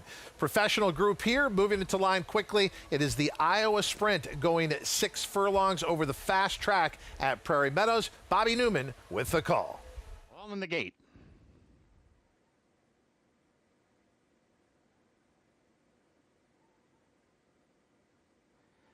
And they're off. And a good even start, and Booth is fast from the inside gate. Mike Smith send him right out to the lead. Booth is in front early. Champlin is just alongside of him. Surveillance a close-up 3rd, then Camp Hale. It's My Birthday is only 2 lengths off the pace, followed by Super Tuscan, who's moving through between runners. Ola Joey only has 3.5 to make up, and Jet Sweep Joe is the trailer of a compact group that passes the half-mile pole. Champlin just to the outside of Booth, and Surveillance makes it 3 across the track. As they make their way into the far turn, Camp Hale is starting to get involved from 4th. He's on the extreme outside. Super Tuscan has 4 lengths to make up. It's My Birthday inside of him. Ola Joey's got some work to do. So does Jet Sweep Joe, and Booth is the leader, and he's the clear leader now as they swing into the stretch. Booth turns them on down and steps on the gas, opens it out to a 2.5 length lead. It's My Birthday has room down at the fence if he can close up the inside. Camp Hale is flattened out. Ola Joey late on the scene, and Booth is doing it well. It's Booth and Mike Smith to win the Iowa Sprint, beating It's My Birthday, tight 3rd, Camp Hale or Ola Joey. California Speed coming to Iowa. The California Speed riding of Mike Smith. Not often we can see Mike Smith pair with Steve Asmussen. What a combination. I just looked it up. Last 5 years, going into tonight, 3 rides Incredible. for Steve. And this is his first win for him in the last 5 years, since he didn't win with any of those. But I thought this was a brilliant ride. They broke pretty sharp. They made the lead, but he sat there and he let the other horses go, and then he kicked clear here, and it just felt like the horses that chased, maybe the 3 made a little bit of a move, but they were chasing in vain. Ashley, I love these racing festivals for moments like this for the local racing fans. They get a chance to see a jockey like Mike Smith come to their racetrack. And when I went to Remington Park a couple of years ago, he came and everyone wanted time with Mike, and he was so gracious. Autographs, you name it, and he's able to deliver here in a big way with Booth. Yeah, Ken Miller, whom we talked to earlier, the analyst there on site. There's the fans we're talking about. He did an interview in-house with Mike Smith. Celebration to be had tonight in Altoona, Iowa, with the Iowa Racing Festival well underway. And the biggest race is still ahead there, the Prairie Meadows Derby. You will see it here live on America's Day at the Races on Fox Sports 1. Champions are made on the racetrack, but many of them are born, raised, and developed at farms right here in New Jersey. New Jersey is home to nearly 100,000 acres devoted to the horse industry, and harness racing's breeding and training facilities play a vital role in protecting open space and supporting agriculture throughout the Garden State. With the state's ongoing recognition of the importance and value of the standardbred industry, New Jersey will remain a place where champions are made. To learn more, visit SBOANJ.com. Bet any track, anywhere, anytime. Download the NyraBets app to play today and get a $200 deposit bonus. Watch and bet on live horse racing from over 300 tracks worldwide. Get expert picks, play live money betting contests, and boost your bankroll with daily promotions. NyraBets is the official betting partner of Saratoga Racecourse. Sign up now. New members use promo code SPA200 to claim your $200 deposit match bonus. You bet with NyraBets. It's a big day.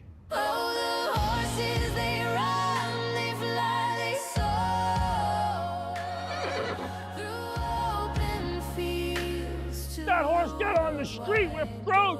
I'll build them a home where the stars agree that love is a pasture.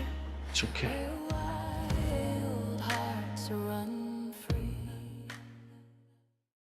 The joy of traveling well is feeling at home, yet a million miles away from home. Discovering new flavors, or savoring the ones you already love. Not knowing what lies beyond the horizon, but knowing what matters most to you. This is the joy of traveling well. Oceana Cruises. Name a great horse in the modern game of thoroughbred racing, and the chances are Mike Smith rode that horse. It is a long list of great ones over the years, and here he is in the later stages of his career, still winning in big moments, and this time it's the Iowa Sprint aboard Booth. What a night here on America's Day at the Races. Thank you for joining us here on Fox Sports 1. I'm Todd Trupp. Very pleased to be with Ashley Mayu. I've had some people text me going, "You're in Iowa?" No, I'm at Saratoga, but looking to Iowa. But fortunately, we have Samantha G. Perry there on site. She'll have more with Mike Smith. But what a performance here with Booth, returning $6.60. Gets his first win on the year. He's a four-time winner last year at the age of 4, but nice to see him get that perfect trip today for Mike Smith, and I loved that shot of Mike smiling. Yes. He is one of the happiest riders I've ever seen. And I've watched him in public. He'll stop for every picture that he's asked to take. He has always had one of the great personalities in our sport, and he's also been one of the great talents in our sport when it comes to jockeys. And Mike Smith taking the Iowa Sprint aboard Booth. And for the Heilig Bros, who have been longtime clients for the Asmussens, and Steve Asmussen, we talk about his credentials as a Hall of Fame trainer, but something about sprinters. He's had great sprinters over the years, and in this category, he has had an embarrassment of riches for sure. Just tremendous with getting them ready, and I think also longevity with sprinters. I think sometimes when we look at sprinters, we see them maybe at 3 or 4. How many older horses has he had, Todd, that continue to come back and they continue to thrive? So big testament to Steve for these connections, for sticking with him for all these years. I mean, they've just had so many tremendous athletes in the barn. Yeah, that pedigree is one that gives back to him. The sire of Booth is Matoli. We'll have more from Prairie Meadows. In fact, their biggest race is coming up next. It will be the Iowa Derby, race number 7 on the card. We're still counting down to the biggest race at the Meadowlands. The Meadowlands pace ahead, race number 10 on the program. But up next, race number 8 is the Will Houghton Memorial. For more on that, Gabe and Jess. It is the shootout division, I like to call it, Gabe, where all the older pacers meet up here. We're going to see 2 divisions of the William Houghton Memorial, which I think is always exciting because sometimes we don't see all of these horses face each other. You see horses that draw in different divisions each week, kind of rematch and face off. In this division, we're going to see Irvin Hanover try and come back and make it 2 in a row at the Big M after only being 1 for 9 lifetime here. Yeah, well, he was 0 for 8 prior to last Saturday night, Jess, but that was a very good effort, and that's why you're seeing that 2 to 5 price on him. here on the board. He's a son of Captain Treacherous, and it's, of course, Meadowlands Pace Night. Captain Treacherous, his sire, won the 2013 Meadowlands Pace. But what a good field here, top to bottom. I do think this is the better division in terms of talent. Race 11 will be the other division tonight. I do think race 11, though, is a much better betting race because we're not going to see a prohibitive favorite in there. But Irvin Hanover arrived in style. He's the fastest horse ever in Canada on the Standard Bridge side, 146.2, his career best clocking. And he was just so good. And again, whatever had been bothering him at the Meadowlands, he seemed to be well clear of it last week in a convincing win. You know, we showed it on the show a couple of weeks ago in that Gold Cup Invitational up at Mohawk. Post 9 parked every step of the way and still rattled off a 148.2 effort, 26-1 at the end of it. It just seems to me that Dexter gets a lot out of this guy. Yes, he does. Dexter, we'll have to ask him to co-host next time because if he gets the job done here, Jess, you're just going to catch up with him continuously here throughout the night. But obviously, Irvin Hanover here, 3 for 3 to get a 6-year-old campaign, over $1 million for his career. He headlines what is, again, a deep group right at $9 million in career earnings for this group of 8. He's going to start from post 2. That's your 2 to 5 favorite. Your top choice is the 7, Captain Optimistic. He just rattled off a 146.3 effort last week in that graduate final, 26-4 at the end of it after being parked past the quarter in 26-2. This will be the third time he faces older company after making his way through that graduate series. He was an eye-opening winner last week. Just a career best performance there, Jess. Looked so good doing so. He was in last year's Meadowlands Pace. He actually went off 3-1 with Dex in the bike, and he finished 5th. So now he's 4. He's graduated up the ranks here. Not going to be an easy assignment tonight, but I do expect his pilot tonight, Scott Zeron, will be aggressive with him once more. And I just can't pass up the price. I don't think there's a lot separating the 2 and 7 in this field. We're getting a much better price right now on the 7, Captain Optimistic. After some steering issues at the age of 3, looks like he's put it all together at the age of 4. Fun fact, he's doing double duty, guys. He's standing stallion here in New Jersey, and he's racing. I think it's worked out quite well for him. Ashley, is that normal in the standardbred world to have those 2 jobs? Yeah, they dabble with it a little bit, right? Yeah. And I mean, it ends up being a lucrative business model. But I think when you look at him now at the age of 4, 2 sub 147 miles, I'm with Gabe. I think he's the value on the board. And we're with Ken Workington for the call. Hanover at 2-1, the 7, Captain Optimistic. On gate for race 8. Here they come.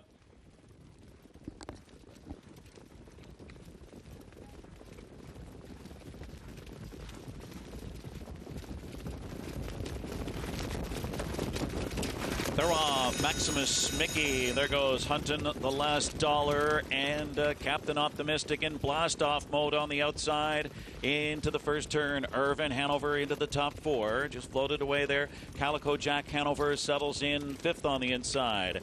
Heading to the quarters, Swingtown got away in 6th. It's a rapid clip here. Then Huntin' the Last Dollar and By the Missile. The opening quarter coming up in a dazzling 25-1. And here is Captain Optimistic, and he takes the lead. It took 3/8 of a mile to clear for Scott Zeron. Captain Optimistic now settles in up front, looks for a breather. Maximus Mickey on the inside, second for the For Once in My Life, third on the inside. Irvin Hanover under a stranglehold in 4th, and Calico Jack Hanover flushes him to the outside for live cover. Then it's Huntin' the Last Dollar on the inside with Swingtown and By the Missile. The half, how about that? 52 3/5 onto the far turn. Catch me if you can. It's Captain Optimistic on a speed mission. Irvin Hanover has to come first over and attack him on the outside. It's Maximus Mickey in the pocket spot. And For Once in My Life holds 4th on the rail. Calico Jack Hanover on the outside stalled 5th. Looking for racing room. Huntin' the Last Dollar is 6th with Swingtown, and to the outside By the Missile trails at 3/4. Captain Optimistic 119-4, and it's Captain Optimistic. High hopes for him. He's in front by 2.5, 4. On the outside, Maximus Mickey. Up on the far outside, By the Missile from last to first with an unbelievable rally at 55-1. By the Missile and Ronnie Wren Jr. upsetting over Swingtown For Once in My Life, and Captain Optimistic in 147. Big balloons in the 8th at the Meadowlands. By the Missile, you heard in the call by Ken Workington, 55-1, more than $100 winner here, but it is set up by this excruciating early fast pace. 25-1, 52-3, 119 That's where it got silly. 4.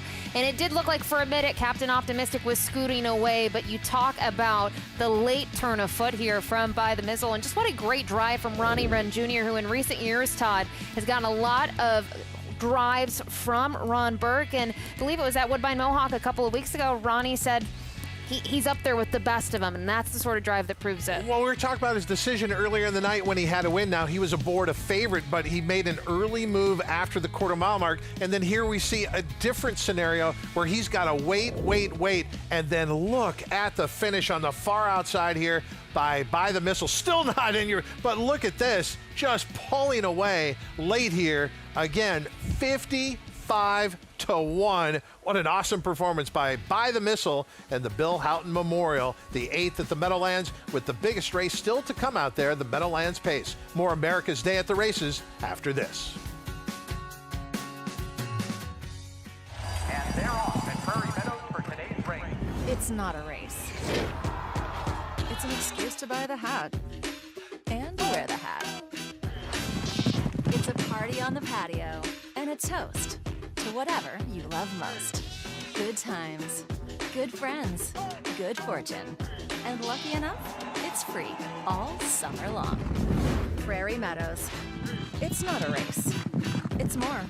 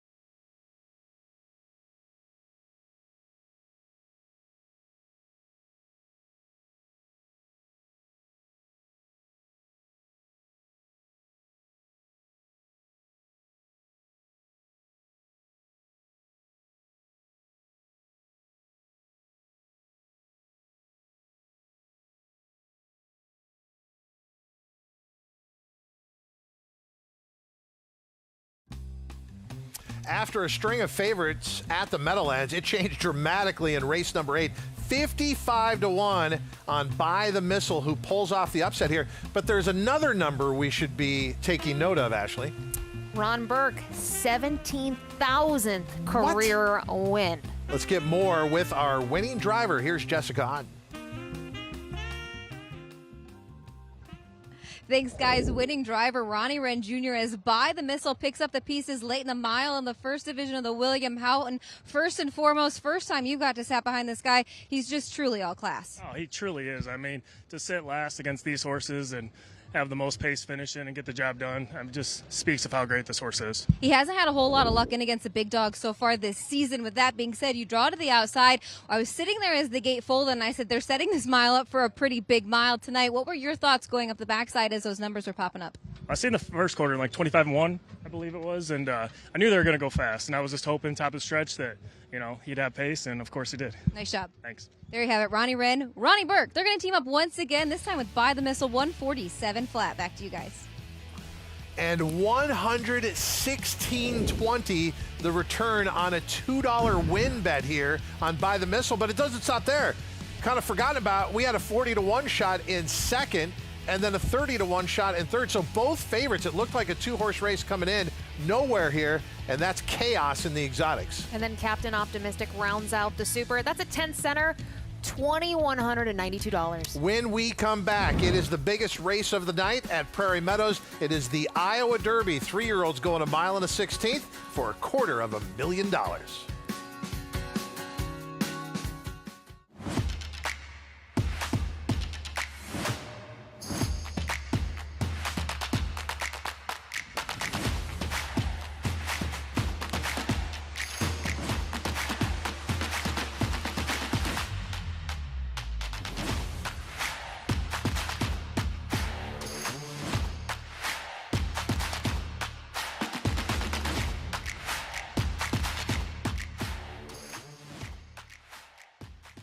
Bet any track, anywhere, anytime. Download the NyraBets app to play today and get a $200 deposit bonus.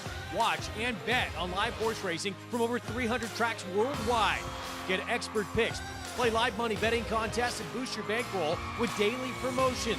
NyraBets is the official betting partner of Saratoga Racecourse. Sign up now. New members use promo code SPA200 to claim your $200 deposit match bonus. You bet with NyraBets. We're proud to spotlight Winning Key Farm and show buyers that we're striving to produce them the best pedigrees in the industry.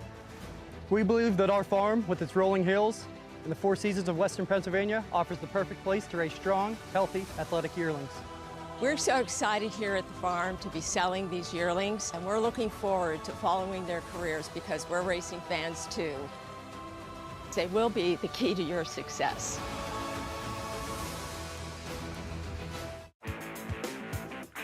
Racetrack Television Network brings you every race from every track on every screen every day. Monthly packages starting as low as $5 per month. RTN gives you great value and access to more HD streaming and race replays than anyone. Visit rtn.tv today to sign up and watch on almost any device, including Roku and Amazon Fire.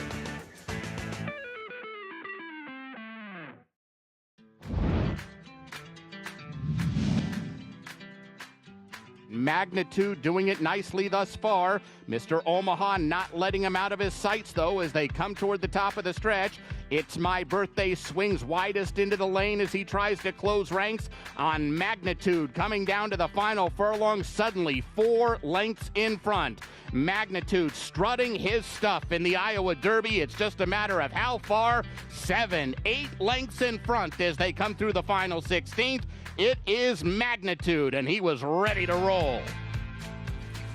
The Oceana Cruises moment, and that was quite a moment last year. And with Oceana Cruises, our Cruising to Victory is brought to you by Oceana Cruises, your world, your way. And now Magnitude has become the best older horse in America. After this race, he would go here to Saratoga in the Travers, take on Sovereignty, who everybody thought was unbeatable.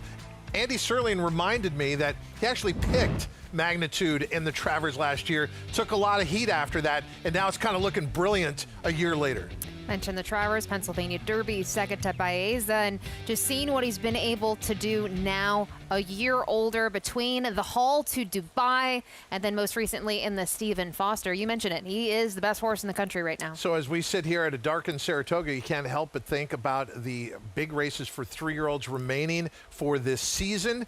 And maybe someone will come out of the Iowa Derby and eventually end up here in the Midsummer Derby, the Travers. Let's meet our field for the Iowa Derby. We will start with a horse who competed on the Triple Crown Trail, was in the Preakness Stakes last time out, finished mid-pack in a field of 14. That's the one, The Hell We Did. Horse that had some hype behind him entering the Lexington when he was the runner-up behind Trendsetter. We talked about the Preakness not working out for him, but he'll look to regroup here, and I think this is a perfect spot, especially cutting back from that distance of a mile and 3/16. Well, the Preakness absolutely did not work out for Kruper. He is a horse that had won an automatic berth into that race by winning the Bathhouse Rose Stakes at Oaklawn Park. He only beat one horse home in the Preakness last out. Concern with him is his 2 wins. They've been in front end fashion or nearly gate to wire, and I just don't think they've been against this level. Maximum Effort in the Texas Derby was an also ran compared to where Desert Gate was. He was third, beaten 6 1/4. Yeah, he'll look to graduate in this spot, and I think he needs to do more. In his last 2, he's fallen flat. Local hope here is J.J. Gray. And J.J. Gray looked very good winning that most recent outing at a mile, and look at him, routing on the dirt. That has been the key to his success. Trainer Bob Baffert sending Desert Gate to Altoona, Iowa. We can't have a replication of the Ohio Derby. He simply wasn't good enough, but those races prior in the Hot Springs as well as the Texas Derby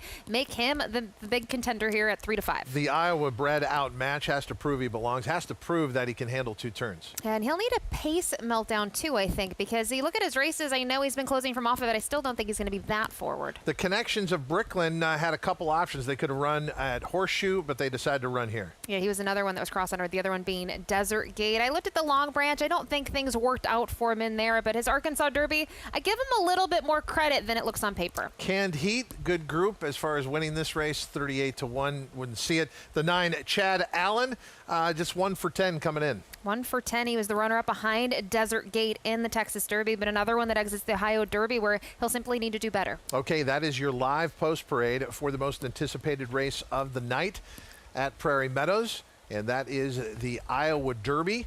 And to go a mile and a 16th here for these 3-year-olds, and watching the field from the time they arrived in the paddock and then coming out to the post parade on site for us, Samantha Perry.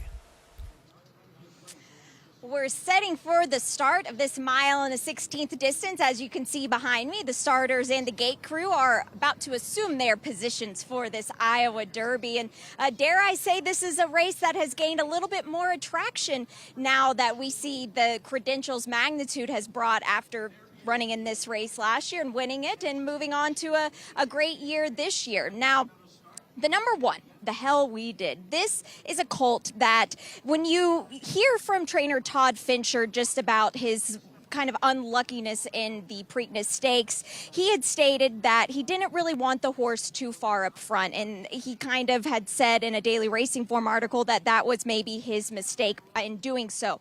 The track that day at Laurel was very tough to make up ground, and this is a horse now drawing this 1 post position that I think if he breaks running, jockey Ramon Vasquez, who has had an immense amount of success here at Prairie Meadows before taking his tack to some other racetracks and getting a little bit more familiar with him at Churchill Downs. This is a rider who knows this track like the back of his hand, and he's one that will play the break. If this is a horse that leaves the latches running, I expect him to let him stay in the race, and maybe that is just the ticket for The Hell We Did. Of course, he is a half to Senior Buscador, and physically, he's a little bit different than his half brother, and sometimes siblings don't always really look the same, and they don't always compete the same. I do think, like his brother, half brother, Senior Buscador, that he's going to be one that develops a little bit slower, just kind of a horse that takes a little bit to grow into himself, really get his wheels spinning, and he's one that I think we'll see a good future from him, but I like that we'll see him return here today at Prairie Meadows. Now, the 5 Desert Gate is the horse to beat here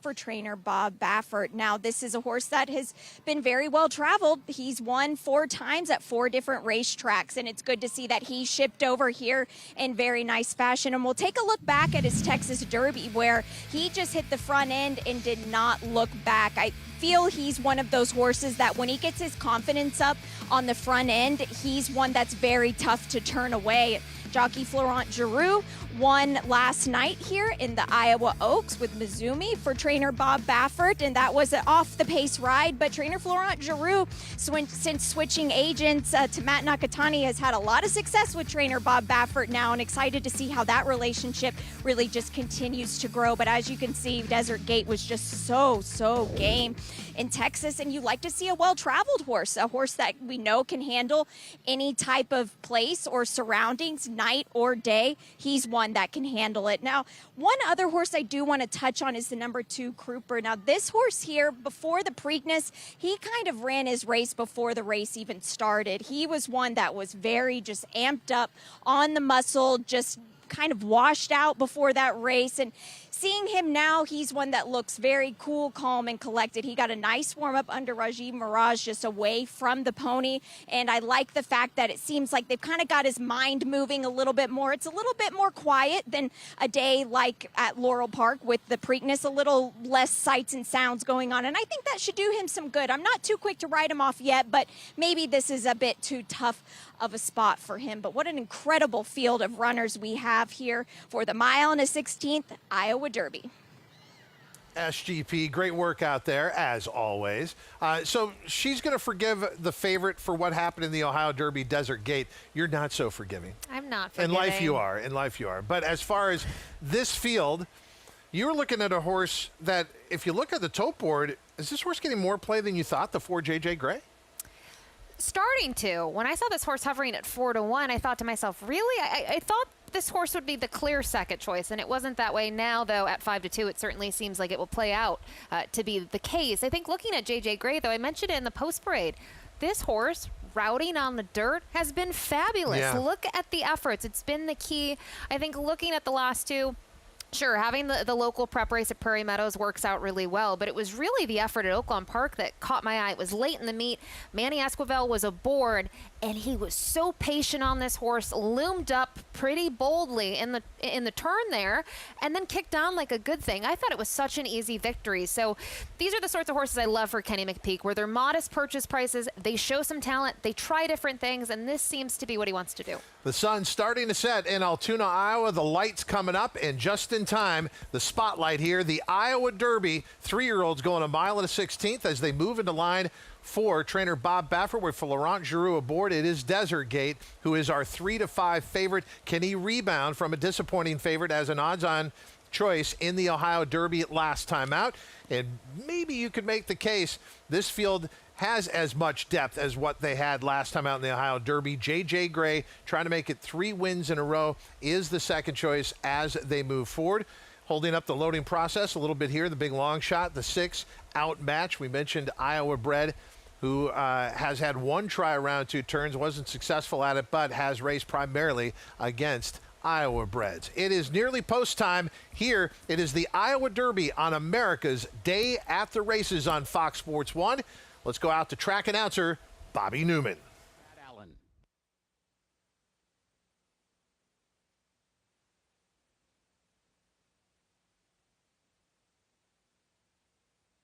They're all in line.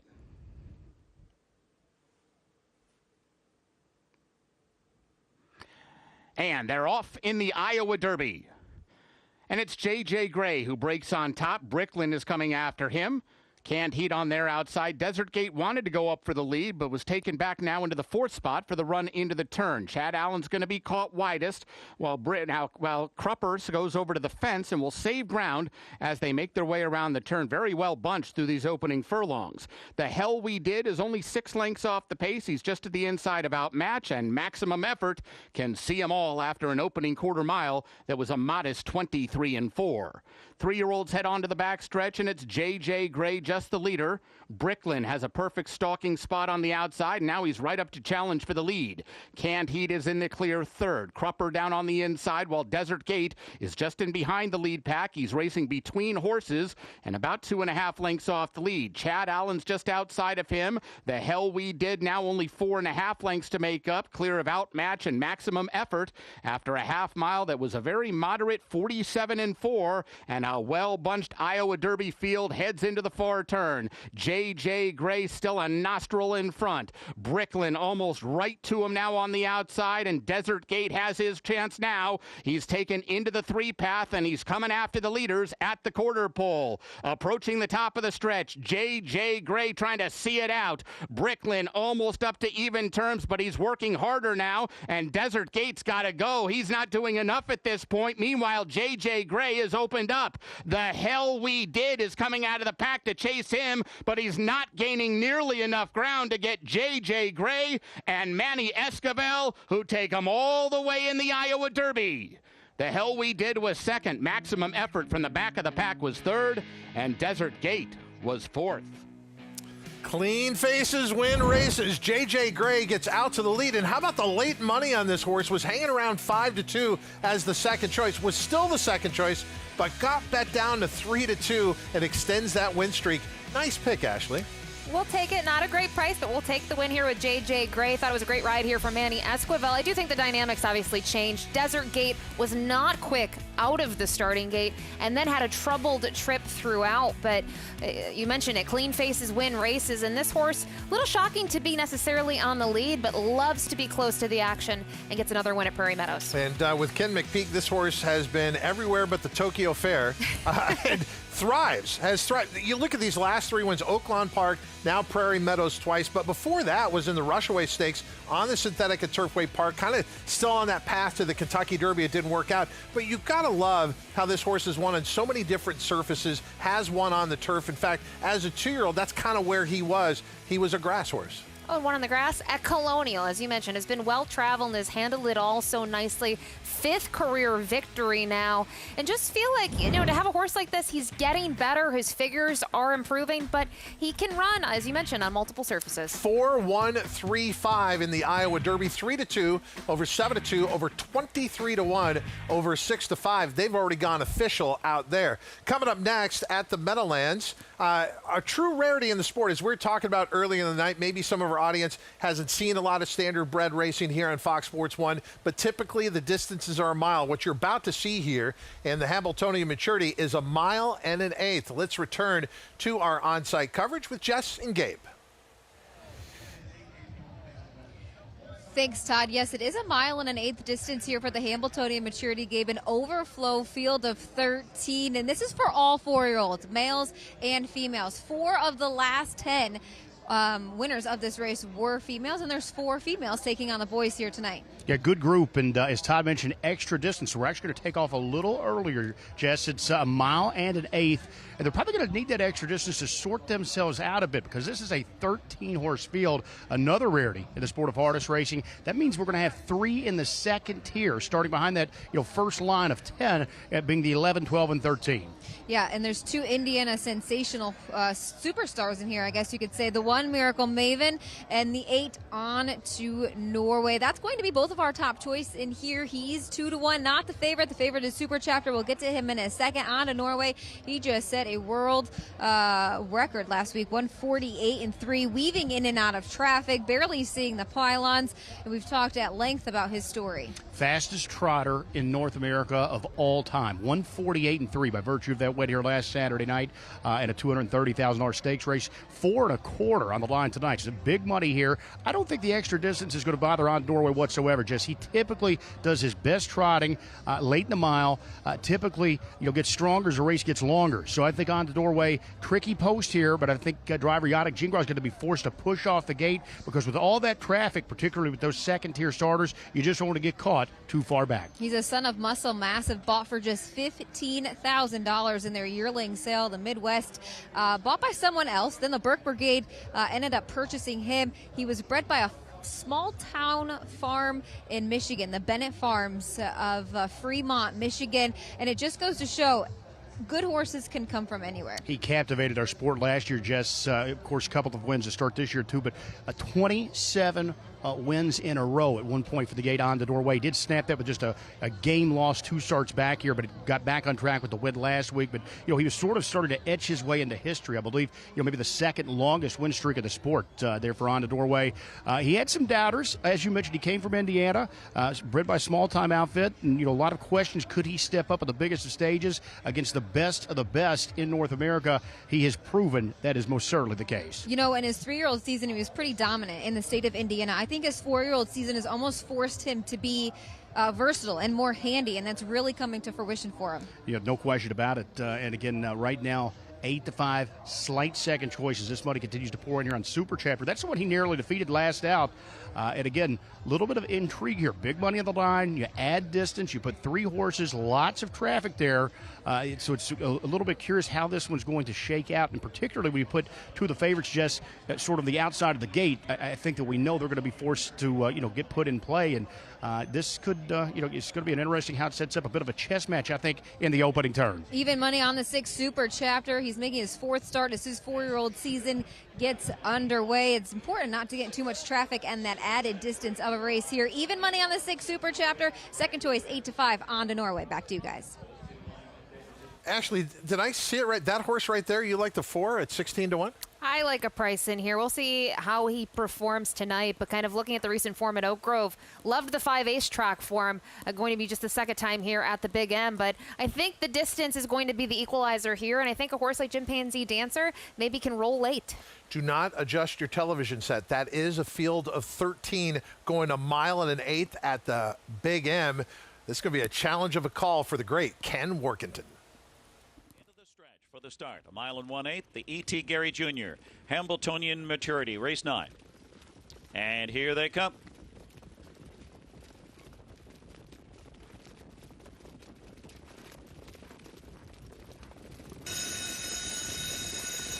And they're off.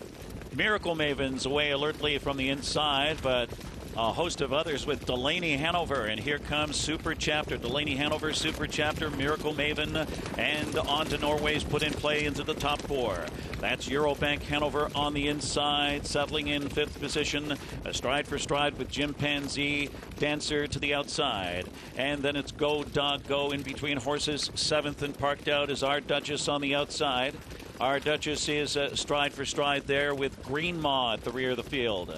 Next comes Montserrat, 3rd to last as they pass that opening quarter and wheel off the turn. Meshuggah is next in 12th position, and Warrior is the trailer, 13th and last. 26 and 3, a hot marker there across the back stretch. And it's on to Norway. In front, the graduate champion with Super Chapter stalking that one from 2nd. It is Delaney Hanover on the inside, 3rd. Inching up uncovered is Go Dog Go, 4th on the outside. Miracle Maven is shuffled back. Up into the flow is Green Maw, now 6th on the outside. A shuffle for Chimpanzee Dancer. Then it's Meshuggah on the outside as they have passed the half in 56 seconds. They race to the far turn, and it's on to Norway in Super Chapter 1-2. Tough uncovered grind for Go Dog Go. Right there, relentless, now 2nd and challenging for the lead as they continue towards 3/4. On the inside, on to Norway and Go Dog Go. Those two dueling now. Super Chapter will need some racing room, and right there is Green Maw, 4th on the outside. 3 wide comes Meshuggah, and looking for room and full of trot is Delaney Hanover. Warrior tips to the far outside. Into the stretch off 3/4 in 1:24 and 1. And it's on to Norway. Kicks clear by 2. But Super Chapter on the outside is churning out the trot. On to Norway. Super Chapter looking for revenge. It's on to Norway. Super Chapter on the outside. They drills at the wire. On to Norway. Holds off Super Chapter. And then it was Delaney Hanover and close. Miracle Maven or Eurobank Hanover. 2:04 and 3 for the mile and 1/8. Come on. Ooh, it's time to row the Viking boat on to Norway. Okay, it didn't work out in the World Cup, but it works out here in the Hambletonian Maturity. Just in time, on to Norway, gets to the wire. His win streak might have been snapped 2 efforts ago entering to tonight, but that 1:48 and 3 mile sticks out in his form just a week ago, and now this win at a mile and an eighth, he ended up getting the job done. It did look close for a second, but yeah, I think right here, I thought maybe Super Chapter was going to get him.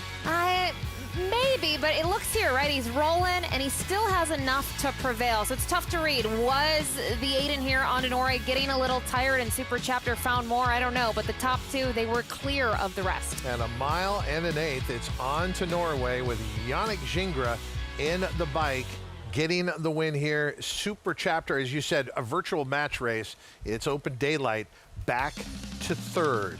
Back at Prairie Meadows, prices are in from the Iowa Derby. A lot of late play to J.J. Gray. I would tie it into the fact that Ashley Mayu gave out her play as they were moving into line. A lot of people followed at Naira Bets. J.J. Gray going off at 3-2. And catching up with our winning rider afterwards, SGP. With winning jockey Manny Esquivel. And Manny, you were aboard this horse in his very first race, which was a winning one on the grass course. How has he developed since then? He got very mature. He's always been smart. He's always been in the game, you know, but just with the year went by, he just mentally got more better, you know, and Kenny called me that day at Colonial, first time out. He said, rode him like it's yours. You know, he really liked him. He never tells me anything. He just rode him like a winner, you know. And I mean, he broke like a bullet out of there, had a good trip. But every time he's been developing, you know, he breaks really sharp from the gate. Today, there was a little speed, but nothing really, you know, the only bad buffer outside of me. But he broke sharp, mine broke sharp, and it was just over after that, you know. With the 3-year-old crop this year, a big rest of the year ahead for these colts, do you think he's got a fighting chance in with some of these horses later in the year with some of these top stakes races ahead? I think if you see his races, he's been improving every time. You know, I rode him in Oakland. He ran a big race. He come back here. He was a step for this race, which has really worked out.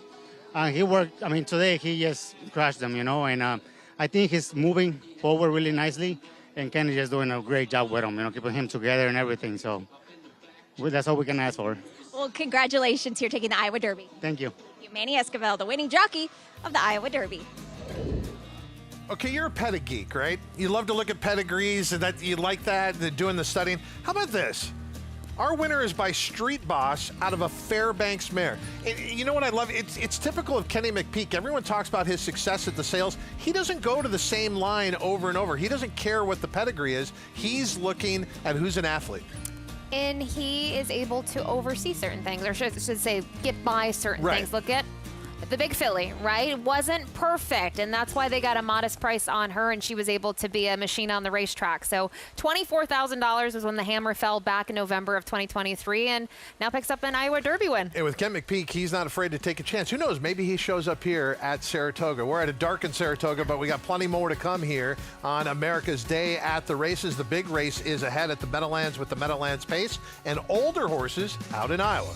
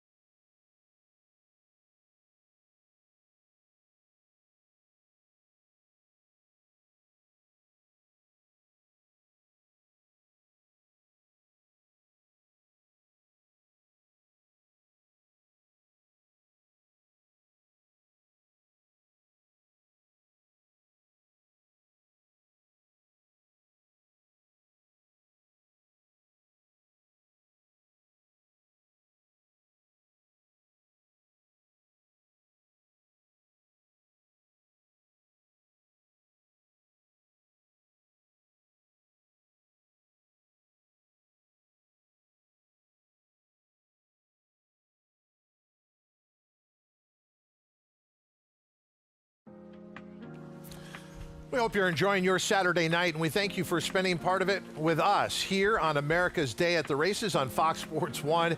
We certainly have enjoyed the great races we'll be bringing you. The most recent, the 9th at the Meadowlands. Catching up with our winning driver afterwards, Jessica Ott. The Hambletonian maturity at an added distance. Winning driver Yannick Gingras. One word, Yannick, incredible. Yeah, absolutely. He's just so tough, like down the straight. And no, it was a battle, but he's just getting going. And added distance here, more horses on the track as well. That's 13 horses as you leave the gate. You had an outside post, but it almost makes it kind of tricky. Your hand's almost kind of forced there, but he handled that very well. Yeah, he sure did. He's a pro. He showed a lot. I mean, showed since Johnny drove him too. But like the last 4 starts for me, I've raced him any which way, and he doesn't care. He doesn't need a trip. He's just a class horse. The favorite in Super Chapter was sitting on your back, and then you had a horse first over that forced Dexter to go kind of wide there in the far turn. Did you have confidence in your horse turning for home? I sure did. But Super Chapter's a top horse too, So the minute I saw that, Dex slid out behind behind Toddy, it was go. I was like, come and catch me now. But my horse came out on top. Nice job. Thank you so much. There you have it. On to Norway takes the Garrity maturity. 204 and 3. Back to you guys. Row the Viking boat here in race number 9 at the Big End. Yeah, the top 2 were much the best. On to Norway, Super Chapter second, and Delaney Hanover round out the top 3. Delaney Hanover 89-1. Now it's the biggest race of the night at the Meadowlands. What a purse here in the Meadowlands Pace. Grade 1 company. The purse $810,000. No surprise that Brandon Boulevard would be the favorite early in the wagering. Will remain that way. And looking back to the elimination night, this horse had so much more to offer. Very deserving favorite coming into the final. So 1 elimination, 3 horses opted for buys. They decided not to. They wanted him to race. Obviously, the draw worked out beautifully in the elimination, but a horse that just was able to put it all together. It's not like he needed to improve drastically, because look at his draws in the past, Todd. I mean, he had the 10-hole in the North America Cup, and here he just dazzled. I loved the drive here from Dexter. I do think tonight, though, they're going to be gunning for him. Well, I think we've heard that phrase a lot. I love that drive from Dexter. He's had a phenomenal night, but look at what he's done since he's come to the United States. For those who are thoroughbred racing fans, give me a jockey right now in thoroughbred racing that Dexter Dunn is kind of like as far as success. Flavian, I think that'd Flavian be Pratt? Right? I mean, you think Dexter's been here forever. He hasn't. He toyed with kind of coming here a couple of times, and he spent some summers here, and then it's really been since 2019 that he's been full-time in North America. And wherever he goes, you always have to look for him, and it really doesn't matter what the level is. It's fun to see when the big guys come to town, and then they kind of drive on the undercard. He is just sensational. And with Brandon Boulevard, are you concerned at all about the draw tonight? No, draw's perfect for him. I just think that the concern is that everyone knows he is the horse to beat when we don't have the likes of Bojangles and odds on Mr. Mama. And they're going to be looking at Dexter, and I think they're going to try to make it hard on him. A race you do not want to miss. Stick around. When we come back on America's Day at the Races, more from the Meadowlands. We got a great race in between as well. It's the Prairie Meadows Cornhusker Handicap out in Altoona, Iowa. That's ahead on America's Day at the Races. Purple Haze Standard Bred Adoption Program in Oxford, New York was created in 2018 by Wanda Palacini to provide training to transition for finding homes and new careers for horses. Horses are started with groundwork and then ridden in an arena before moving on. Horses at Purple Haze are then evaluated and adopted out based on abilities and temperament. If you have a horse that you care about, or if you are looking for a great pleasure horse, contact Purple Haze Standard Bred Adoption Program at 518-669-2715.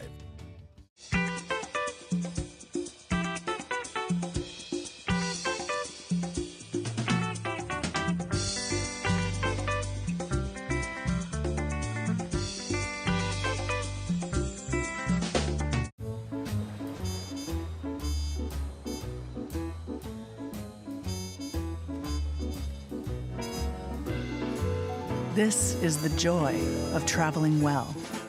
Oceana Cruises. Whether you maintain a food plot on the weekends, tend to a small herd of livestock, or work in professional landscaping, New Holland's family of Workmaster and Boomer compact tractors at Clinton Tractor can get the job done. Known for delivering outstanding value for their performance, these reliable, powerful, and easy to operate New Holland compact tractors will help you tackle your to-do list while being easy on your wallet. We are the leader in service, Clinton Tractor. clintontractor.net. And they're off at Prairie Meadows for today's race. It's not a race. It's an excuse to buy the hat and wear the hat. It's a party on the patio and a toast to whatever you love most. Good times, good friends, good fortune. And lucky enough, it's free all summer long. Prairie Meadows. It's not a race. It's more.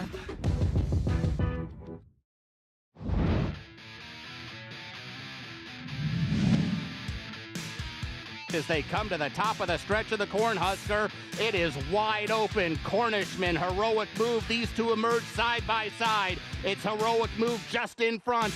Cornishman trying to push on by at a big number. In behind them, Gould's Gold now has room down at the fence if he's good enough. Three-way driving finish. Cornishman doing the best work, and he upsets the Cornhusker.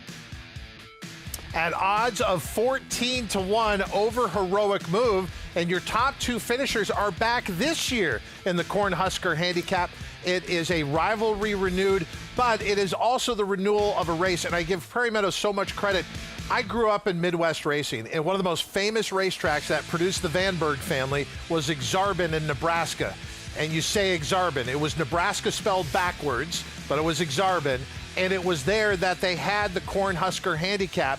And when Exarban closed, great credit to Prairie Meadows. They kept that race going, much in the same way in California that Santa Anita took over the mantle of some of the big races from Hollywood Park when Hollywood Park ceased to exist. I've always loved this race, and it has been fantastic here at Prairie Meadows. We start our post parade with the 1 Bullard. Here's the 2, Render Judgment. Don't sleep on him. He battled foot issues as a 3-year-old, but now at the age of 4, he's certainly improved, especially in those last 2 with 90 Beyer speed figures. He's chilly on the board, Todd, 16-1. We showed you that replay from last year. Heroic Move was so unlucky to lose that race. Second beat in the neck in last year's Cornhusker Handicap. And you feel like he needed that race at Sunland Park to get back on track, and he certainly put it together last time out at Lone Star. He wasn't even favored in there. It was a good price on the board. And here's the horse who beat him last year in this race, Cornishman. There was a lot of hype behind Cornishman at the beginning of his career. Look at the names: Mindframe, Antiquarian. Didn't pan out then, but as an older horse, he's really done a lot right. We talked about his performance in this race last year, defeating Heroic Move. And there is Sansiro. What's his best distance? Is this 1.1 is his best distance, or is it something else? Does he want to go longer? I think he wants to go maybe a 1/16, 1.1/8. I did like his performance down at Oaklawn Park when he beat Winnemac Avenue, but he's just needed to find more in those last few. Sabado Gigante. What do you do with him? He's getting back on the dirt, and to me, I've always liked him on the grass. Scratch the 7, Spellmaker. Here's our 4-5 favorite, Navajo Warrior. Yeah, the horse, I guess, of now is able to win the Pimlico Special last time out. It was his first time getting into the graded stakes ranks, and a horse that at one point you could have claimed for $20,000. Longest shot in the field, Spinard, 40-1. Any chance here?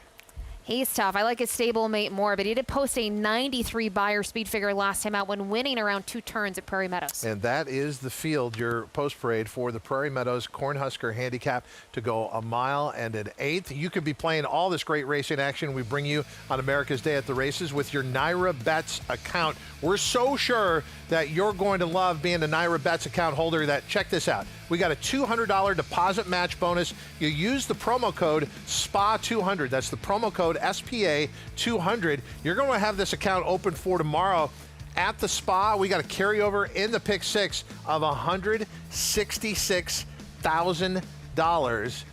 Become a Naira Bets account holder today. And don't forget, Naira Bets is now live in New Jersey. Field out warming up here. Let's get more insight from Prairie Meadows.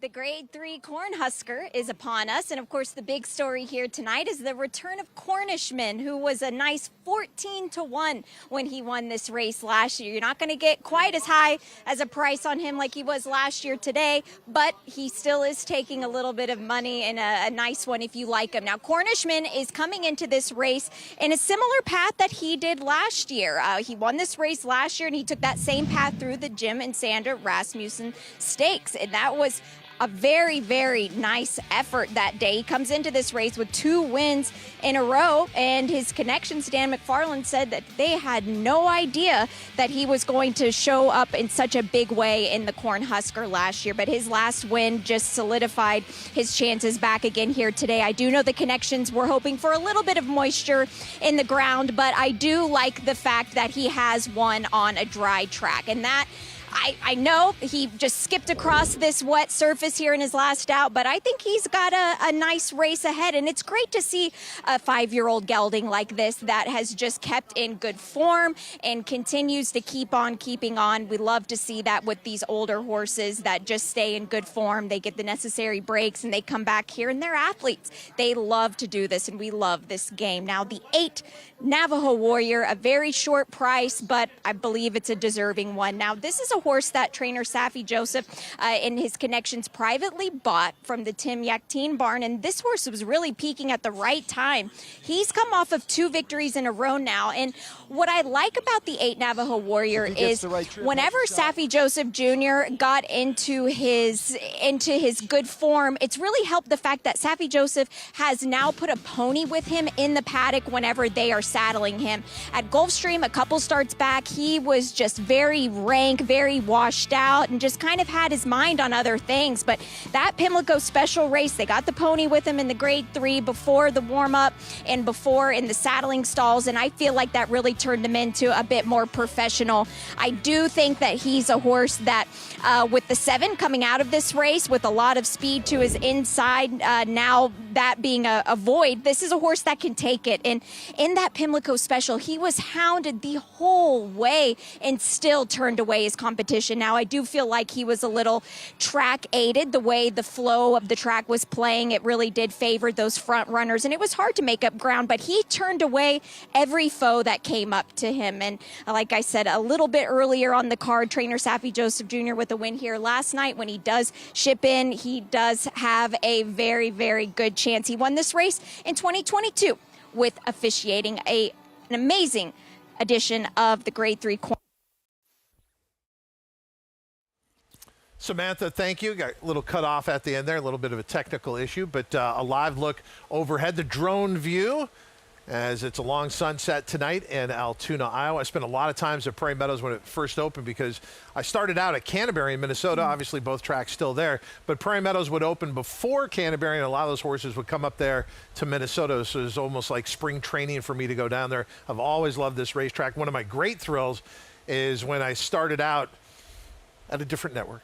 One of the first things we covered was at Prairie Meadows. It was a jockey festival, and their training was the great Jack Van Berg. And we told you about his family and what they meant to the sport in Nebraska, where they set so many records, his father, Marion Van Berg. But after the races, Jack Van Berg took us to a local steakhouse, and you got to sit with him and Kent DeSormo at that point in his career.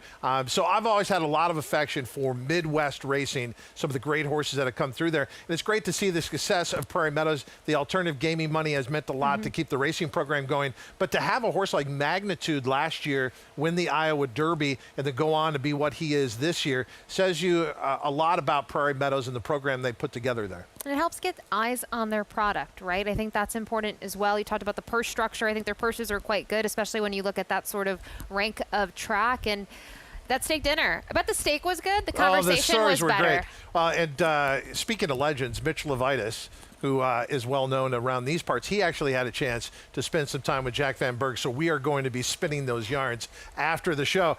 So the Van Berg family, if you go through the history of this race, won a lot of them when it was at Exarban. Who's going to win this year at Prairie Meadows, Ashley? My top pick is the 8 in here, Navajo Warrior. Based on the recent form, the trips, they've been different. I didn't feel like there was a ton of pace on paper, so I'm curious to see what riders are going to do. If I was looking for value on the tote board, there were 2 horses. The 2 Render Judgment or the 4 Cornishman, who we mentioned, was able to score an upset in this race last year. I keep on going back to Render Judgment, though. It's not because he's the second longest shot on the board. I think he's a handy horse that, given his last 3, he's in better form. It looks like they've gotten the hoof issues under control. You might look at some of the races and not be enamored, but he's gotten different trips based on the tempo. I love where he's drawn. I actually think he could be a little bit closer. Navajo Warrior coming in with back-to-back wins, including the Grade 3 Pimlico Special last time out.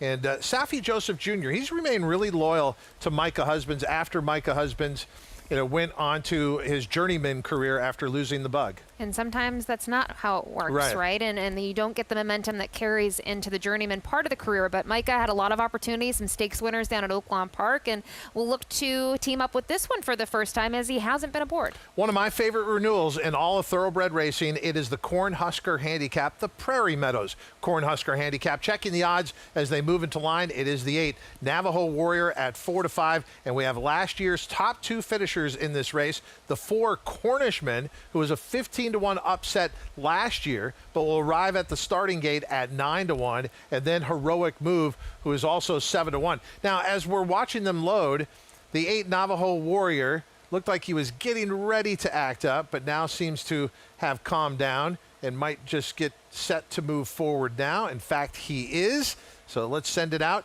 to Bobby Newman for the call. It's the Prairie Meadows Cornhusker Handicap live on Fox Sports 1. You're watching America's Day at the Races. They're all in line. And they're off in the Cornhusker. An awkward start for San Siro. He blew the brake and spotted the field about 3 or 4 lengths. Navajo Warrior broke right on the money, and the favorite takes charge at once, clears the field with 1 lap to go, and moves over to the inside of already 3 lengths in front.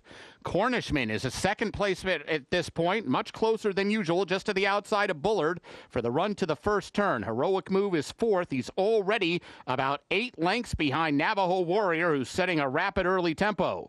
They're followed by Render Judgment, Gigante from the back of the pack, going past Spinard. And after the bad start, San Siro can see them all. The opening quarter mile was 23-2, and it's Navajo Warrior all by his lonesome for Micah Husbands as they run up the back stretch. Navajo Warrior on a 6-length lead. Bullard is a clear second at this point, clear of Cornishman now, who's third, but about 9 lengths behind. They're followed by Heroic Move, outside Render Judgment, then Gigante, Spinard second last, and San Siro can see them all. Half mile was solid, 46-4 for Navajo Warrior, who's still a clear leader, approaching the final 3 furlongs. Navajo Warrior into the far turn on a 4.5-length lead. Bullard is inching a little closer in the second spot. Cornishman working hard in third. Heroic Move is under a full-out shove, but not making much ground. Nobody really closing at this point from the back of the pack. Bullard is the one who's getting closest to Navajo Warrior as they arrive at the top of the stretch, but it's Navajo Warrior who's now under left-handed urging and still clear by 3.5. Bullard is all out, tied to bridge the gap in second. Gigante moving from the back of the pack, but nobody is going to get to Navajo Warrior, who ran them right off their feet in the Cornhusker. Bullard second best. Gigante was third, and Heroic Move. Navajo Warrior dominant here. We saw him spin around a little bit before moving into line, but out of the gate, it was clear what the strategy was going to be. Yeah, they wanted the front. They made the lead quite easily, but the fractions were still on the quick side. 23-2, 46-4 to the half, and Bullard chased in vain, but really this ends up being a little bit of a merry-go-round, not much movement. Safi Joseph Jr., he'll send a horse anywhere. Not often that he gets to Prairie Meadows, but he gets a big win here with Navajo Warrior, who could get a chance maybe in some bigger races from here on out. I would think so. They obviously didn't tackle stakes competition until the Pimlico Special, where he was dominating that group with a 101 buyer. And again, it's very easy for him. And I know he's won these last 2 now on the front end, Todd, but that's not how he has to race. He's been very comfortable rating. Final time for the mile and eighth, 1:48. 8-1-6-3 in the Prairie Meadows Cornhusker Handicap. 8-5 over 7-2 over 8-1 over 8-1. Navajo Warrior leading Bullard, Gigante, and Heroic Move to the wire. We'll have those prices in just a little bit, but as we said, the biggest race of the night, so they bring out the flags of the United States as well as Canada. Coming up at the Meadowlands, it is the Meadowlands pace. And last time we checked in on the odds, Brandon Boulevard, sitting right there at the morning line of 3-5, is now a 2-5 favorite. We start our post parade with the one, Toby or Not Toby, who is 46-1. It draws the inside, but doesn't have a ton of gate speed. Was 6th in the elimination at odds of 136 to 1. And then Brandon Boulevard, far and away the one to beat if you watched Elimination Night. Currently there at 2 to 5. And as you pointed out, drawing near the inside is not going to be any kind of concern for a horse like this. And we watch the field slowly making their way over. There is Brandon Boulevard. So many tough draws for him, but they needed the race. They spoke about not only from the post perspective, but also since he hadn't been seen since the North America Cup, and he is going to be the one that they are all looking for. Lindy Dragonwater is 0 for 7 on the year. Tough spot to get that first win. Tough spot, but you know the horses coming out here for Ron Burke, they're going to be fit, and a horse that is going to need to take a big step forward. Just forgive me in advance, right? Do you like Gentlemen's Club? No, I do not. You know, I am so sorry. I watched the replay, Todd, okay, thank and you. talking about the horse in particular here, I didn't necessarily love the elimination. I actually just thought Sweet Love and Lou, if you're going to use someone other than Brandon Boulevard, it would be him, not this one. Here's the 5 Malillo. And this is a horse that you can see we last saw at the end of June. Another one that goes out here for Ron Burke. And then there's the 6, Bookie J at 17 to 1. Yeah, Bookie J made the move with Jason Bartlett, and it did seem like Brandon Boulevard and Dexter took advantage of that and had their sights on this one. I think you're going to see similar tactics tonight from Jason Bartlett. Yeah, and as we're talking about, Bookie J is 17 to 1. Coming into view here in just a little bit. The horse that I really wanted to ask you about, and I took a lot of looks at here. I guess my question to you would be, is if this horse is able to run his best race or pace his best race, could he be effective? Sweet Love and Lou had no chance last time out with that trip. If Sweet Love and Lou can get closer to the pace today, a better break, is this horse capable of winning the whole thing?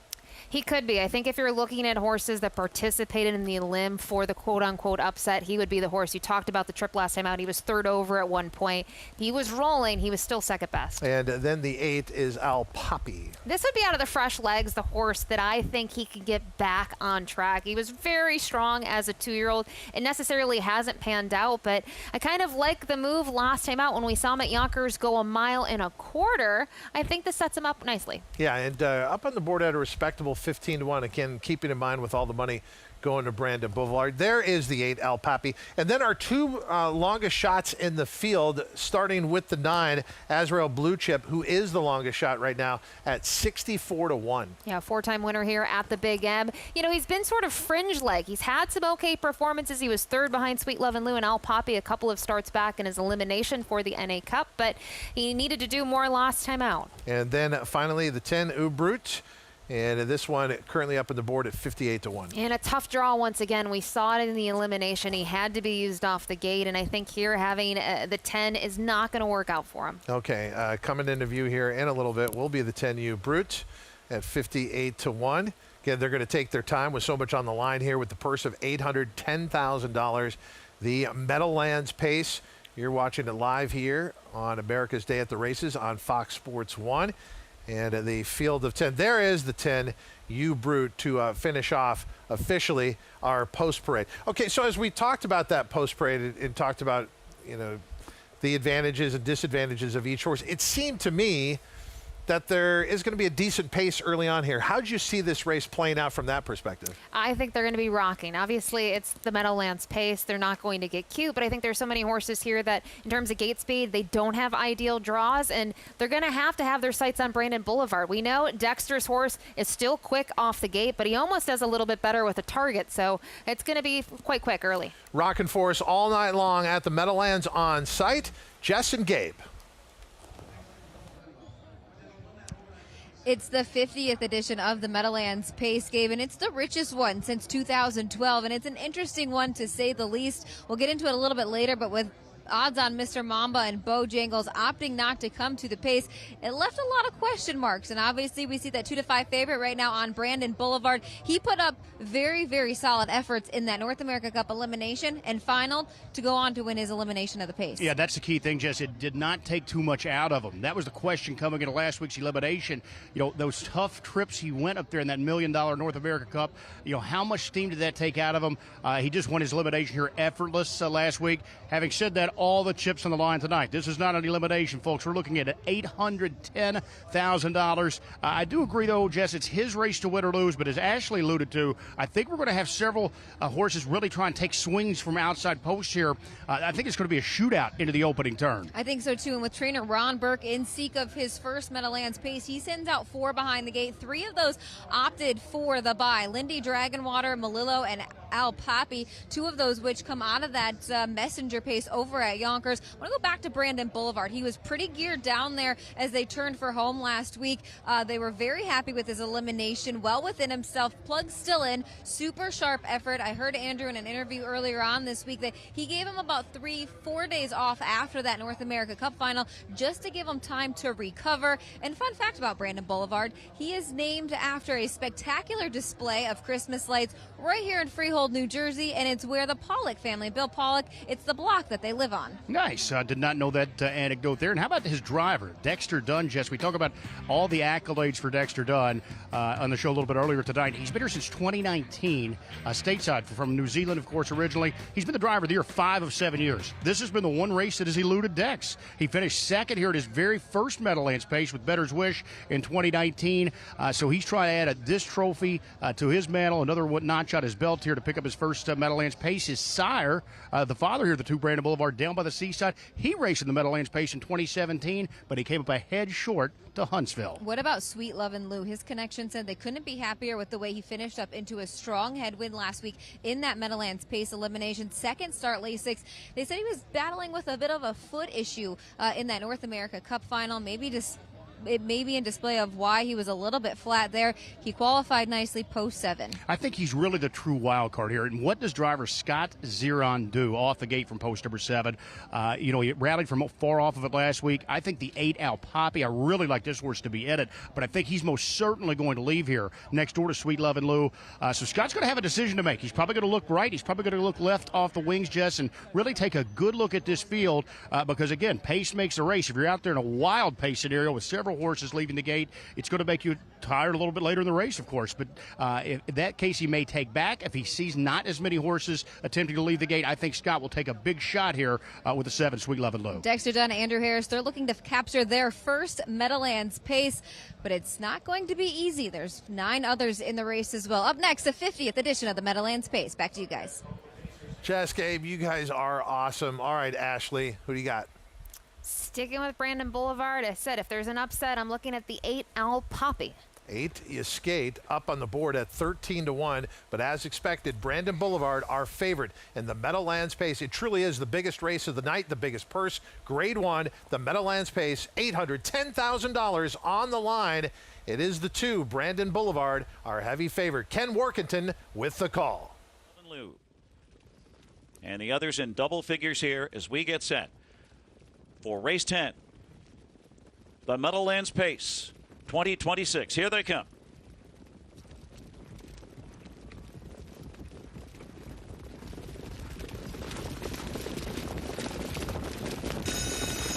They're off, and Bookie J is first away in between horses with Lindy Dragonwater right there on the inside with Gentleman's Club. Toby or not Toby. They're 5-6 wide around the first turn. Toby or not Toby.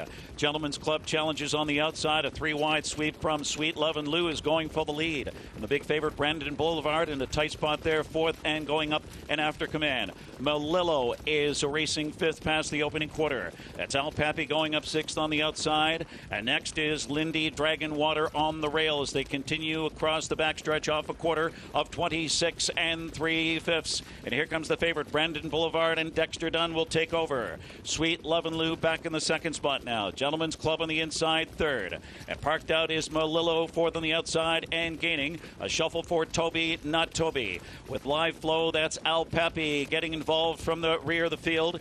And Azrael Blue Chip gets underway as well. A shuffle for Toby, not Toby on the inside. Underway from the back of the pack is as they pass the far turn and go on to 3/4. U Brute gets underway. 54-2 is that half mile. And it's Brandon Boulevard and Malillo stride for stride, slugging it out. Sweet Love and Lou in the pocket spot. Al Pappy on the inside third, looking for racing room. Gentleman's Club on the inside with no racing room.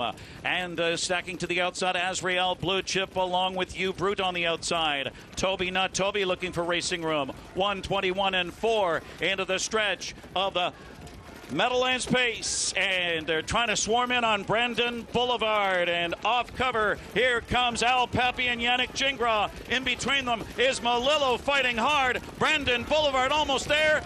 Brandon Boulevard in a tight photo. Gentleman's Club was right there with Malillo and Al Pappy, a 4-horse photo and a thriller. 1:48.1. What a phenomenal edition of the Meadowlands Pace. Just when it looked like Brandon Boulevard had this race at his disposal, everyone comes running, including the horse you liked at a price, Al Pappy. But as we show you the slow motion finish, in between there is Gentleman's Club. It'll be a tight photo for second, but Brandon Boulevard does just hold on. And the dynamics of the race, not necessarily how I envisioned. I thought some of the other horses with the poor draws would go, but Scott Zeron, Sweet Love and Lou, they made their move, and then who made their move? That was a great pick by you on the 8. Al Pappy will win the proverbial gallop out here, so to speak, after the wire does appear to get in front, but Brandon Boulevard put it all out on the track here with 3 horses with chances in behind. Gentleman's Club, Malillo, and Al Pappy. It looked like Al Pappy probably had the advantage here for second. It'll be really tight for third between the 4 and the 5. Gentleman's Club kind of resurging there and trying to get in that photo for third. But you can see Brandon Boulevard, like he was all in there with everyone having so much momentum in behind. Final time for the mile, 1:48.1. Brandon Boulevard expected to win, does that, but just barely. Yeah, I really think the top 4 in here all ran very credible races. They all gave it, what they had on the racetrack, but really nice to see Brandon Boulevard get the limb win, get another great draw tonight, and pick up his 4th win on the year. And final odds in here, 1-5 on Brandon Boulevard. If the 8 Al Pappy did get second here, 14-1. Look on the left of your screen. Watch this in slow-mo. That's Brandon Boulevard. He's clearly in front. And now they've posted it 2, 8, 4, 5. And that is 1-5 over 14-1 over 15-1 over 26-1. Brandon Boulevard beating the 8 Al Pappy. It's a nice exacta selection by you. You're really dialed in from Prairie Meadows to the Meadowlands. I mean, you're as versatile as they come. You would be on a baseball team. You're that 5-tool player. You can play so many different positions. You are that unicorn on the basketball court. You have an inside game. You have an outside game. Ashley Mayu, I am so impressed by you. It's been fun. I just wish, I wish we had some better value on the top No, spot. you can only pick the races that are in front of you. Hey, at least we got the winner, and I'm just really happy to see Andrew Harris get the job done here with Brandon Boulevard. Been really high on this horse, and when it all comes together on the big days, it's huge. Let's go to Jessica Otten with our winning driver. Winning driver Dexter Dunn, Brandon Boulevard up in time on the wire, 1:48.4. First and foremost, Dex, take me through that first turn, because with 800,000 on the line, there were no taking back, and you kind of got put in a tight spot there. Yeah, I mean, we were expecting that. I obviously, a race like this, you expect levers, but we had a good draw, so he got out of the gate with good, Jess, and I was in that spot, like, keep moving to the front or come first over, and but he's been so strong, so we moved to the front, and it was a bit of a battle up the straight, but yeah, to the horse's credit, he really stuck his head out. Up the backside, you were instantly pressured by Malillo and Fresh Legs. He opted for the bye last week, and then you had a whole host of them coming for you at the wire. What were your thoughts 50 yards from the wire? Where's that finish line? Yeah, we had a brigade of them charging at us, but like I said, he really dug deep tonight. He probably just didn't feel quite as sharp as last week. I was a little worried on the last turn, but he's a tough horse, and he knows how to win. In 2019, you came here full-time from New Zealand. You captured your first Meadowlands pace. Maybe just reflect on the last 5 or 6 years. Oh, it's been amazing, Jess. I've sat behind so many good horses. They make me look good. And to win this race is it's right up there with a massive thrill and my career. Nice job. Thank you. Dexter Dunn, Andrew Harris, they team up with Brandon Boulevard in the 50th edition of the Meadowlands Space, 148-1. Back to you guys. I mean, obviously, as you said earlier, for thoroughbred fans who look to Flavien Prat for flawless rides consistently as one of the best riders of the country, that is Dexter Dunn in standardbred racing. But the other thing, too, is I love his interviews tonight. He really gives you great insight into what he was thinking along the way in the trip. And that early move, you know, in the end, it could have cost him, but ultimately, it was just enough. And I like that he gave credit to the horses, right? He's been behind some amazing horses. He gets a lot of support for the top outfits, but it also comes down to the drive and having the patience, having the confidence, and Dex doesn't lack that. Yeah, he definitely had planned for that. Sweet Lovin' Lou made that early move, and then it was Brandon Boulevard making the first move and then just holding on. So many great horses down the stretch in the Meadowlands pacing. You watched it here on America's Day at the Races. More to come right after this.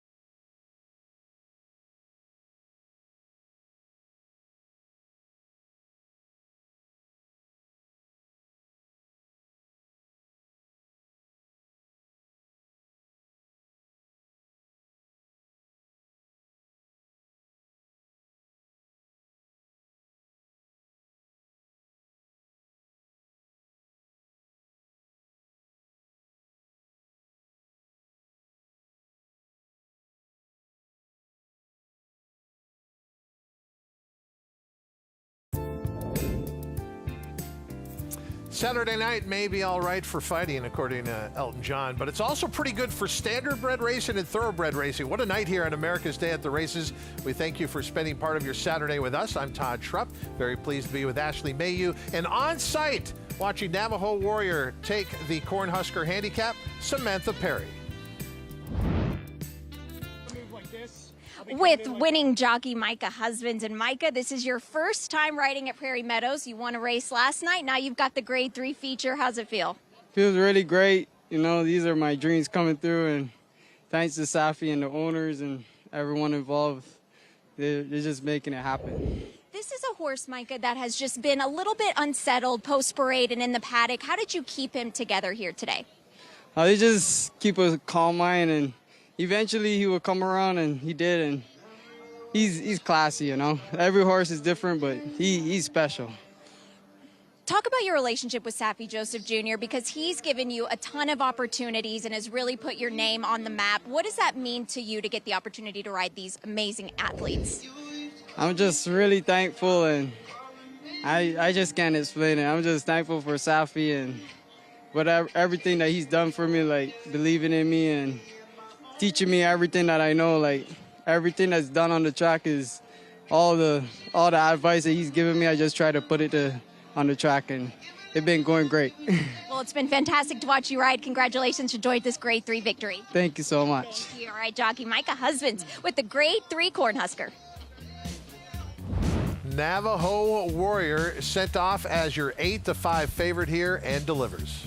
Love a horse like this. 10 wins, 18 career starts, was a maiden claimer at one point in his career. And we talk about horses, it's not about what they can do necessarily when they're young. Sure, if they fire early, it's great, but he just seems to be getting better. And now at the age of 5, 3 for 4. I love an analyst like this. Talking about you, Ashley Mayu, you picked the winner at Prairie Meadows, a Navajo Warrior. And then we go out to the Meadowlands for our biggest race of the night, and you pull off the exacta there. Yes, Brandon Boulevard gets the win as expected, but not a lot of people had the 8 Al Papi in second. It was very close for second. But Brandon Boulevard, where does this horse go now for the rest of the year? You got to look at the schedule, right? There's obviously things like going to the Meadows in just a couple of weeks. That might be an option. There's other targets as we work our way sort of back from Breeders' Crown. So I wonder what the Connections will decide to do. Obviously, he had a little bit of a break after the North America Cup, the elimination, and now the win tonight in the final. They have plenty of options. Brandon Boulevard, the 3-year-old son of Down by the Seaside. So where does he rank when you look at top 3-year-old pacing colts?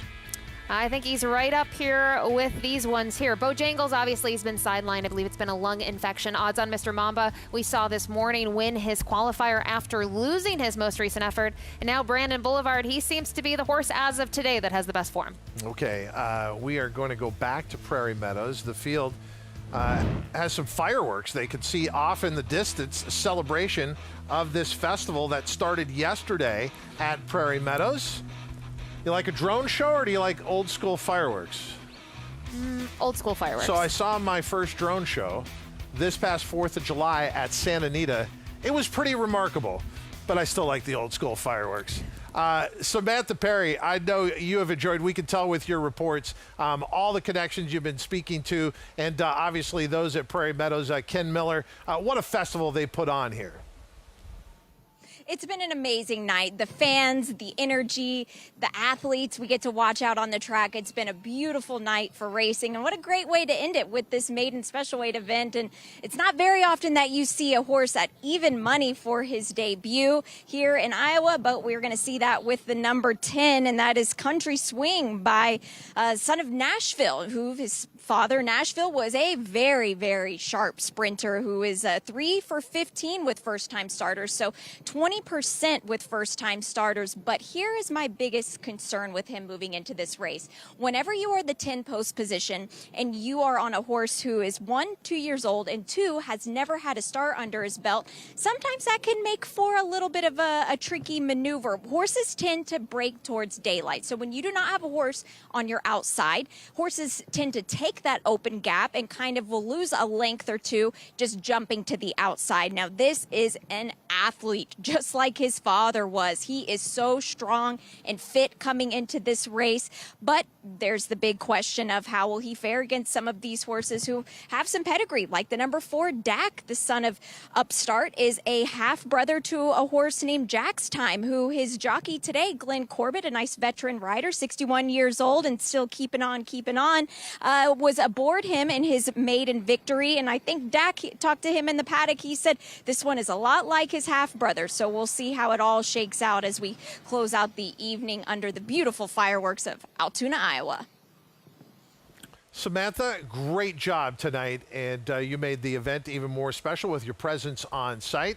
And we just want to thank Prairie Meadows Management for bringing us in for the coverage here on America's Day at the Races for this outstanding festival. And Ashley, you've been dialed in as far as picking winners out there. Who you got? I'm on the 4, Dak as well. I mean, Sam had some great points here. I think looking at the sibling Jack's time, was able to win on debut, was a stakes winner, loves it out at Prairie Meadows, and actually won at the end of May. And just the other siblings, they've been quite good early. Maybe they didn't win on debut, but they were able to fire in that second or third career start. Talked about having the experience here of a veteran rider. I think the works, when I look at them, there's sneaky works in there where they're not all very sharp, but you see the gate drill 2 back, 47-1, maybe a more of a maintenance drill just about 6 days ago. So typically, Todd, I always feel like the race day experience is what you want, but in this group, I prefer Dak. There is a 10th and final coming up after this, but it will not be part of our show. We're running out of time here on Fox Sports 1 on America's Day at the Races, so it's our final time out to Prairie Meadows. The field moving into race line for race number 9, a 5-furlong maiden special weight event for 2-year-olds. Checking the odds, no doubt about your favorite, Country Swing, the first-time starter by Nashville, whom you heard SGP talking about, up on the board at 4-5. Second choice is the horse that Ashley was talking about, the 4 Dak at 2-1. For the final time tonight, let's go out to track announcer Bobby Newman. Hello, Newman.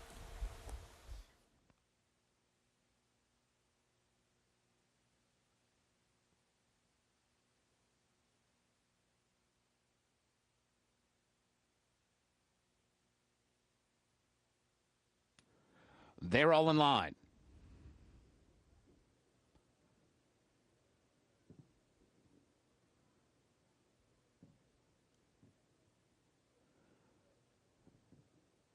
And they're off. Country Swing hopped up slightly at the start and blew the break by 3 lengths. Dak broke right on the money and heads out for the lead. I Forgot the Time, My Liquid Lunch are up there challenging for that lead. And they're followed by Honest to Pete, who came out in the 4th spot. Here's Country Swing now taking 4th after the bad beginning and only about 3.5 lengths off the pace. Just 2 has 9 lengths to make up. And the 2 trailers are Change of Watch and Runaway Time. Around the far turn, and the newcomer Dak is showing speed, and he's clear. Dak by over a length as they approach the quarter pole. I Forgot the Time chases second, now passed by Country Swing, who's into the 2nd spot and trying to chase down Dak at the top of the stretch. Dak is the leader. I Forgot the Time. Country Swing 2nd and 3rd. Country Swing is flattened out, and Dak keeps going. It's Dak approaching the final 16th, clear of I Forgot the Time, and these 2 are well clear of the others. Dak, the son of Upstart, took him gate to wire in his debut. He beat I Forgot the Time. Honest to Pete was 3rd, and My Liquid Lunch. How about Dak? And Ashley, how about you? Another winner selected here. There is another race. You're going to have to follow it on Naira Bets, but you need to play some more at Prairie Meadows. Well done.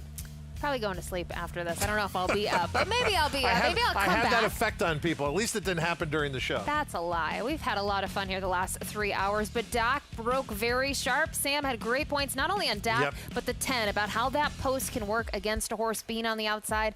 That's exactly what happened with that horse, who was the favorite. 4, 5, 3, 8.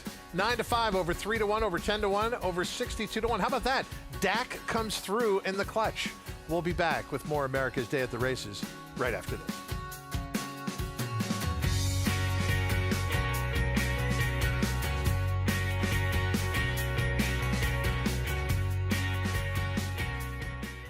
Champions are made on the racetrack, but many of them are born, raised, and developed at farms right here in New Jersey. New Jersey is home to nearly 100,000 acres devoted to the horse industry, and harness racing's breeding and training facilities play a vital role in protecting open space and supporting agriculture throughout the Garden State. With the state's ongoing recognition of the importance and value of the standardbred industry, New Jersey will remain a place where champions are made. To learn more, visit sboanj.com. For 100 years, we've built tools to work in nature with legendary performance and quality to master every challenge. Tools for people like you who work like a pro with heart and soul. Built for nature, trusted since 1926. Steel. Enjoy an exclusive visit to a local breeding or aftercare farm with an all-inclusive package featuring breakfast at Saratoga and admission to Saratoga Racecourse. Your visit to a local thoroughbred farm includes an expert-run guided tour and chance to meet the residents up close. Perfect for both longtime fans and families, tours run weekly and include a morning breakfast buffet, round-trip transportation, and tickets to the track. Visit NYRA.com/tours to book today. Racetrack Television Network brings you every race from every track on every screen every day. Monthly packages starting as low as $5 per month. RTN gives you great value and access to more HD streaming and race replays than anyone. Visit RTN.tv today to sign up and watch on almost any device, including Roku and Amazon Fire.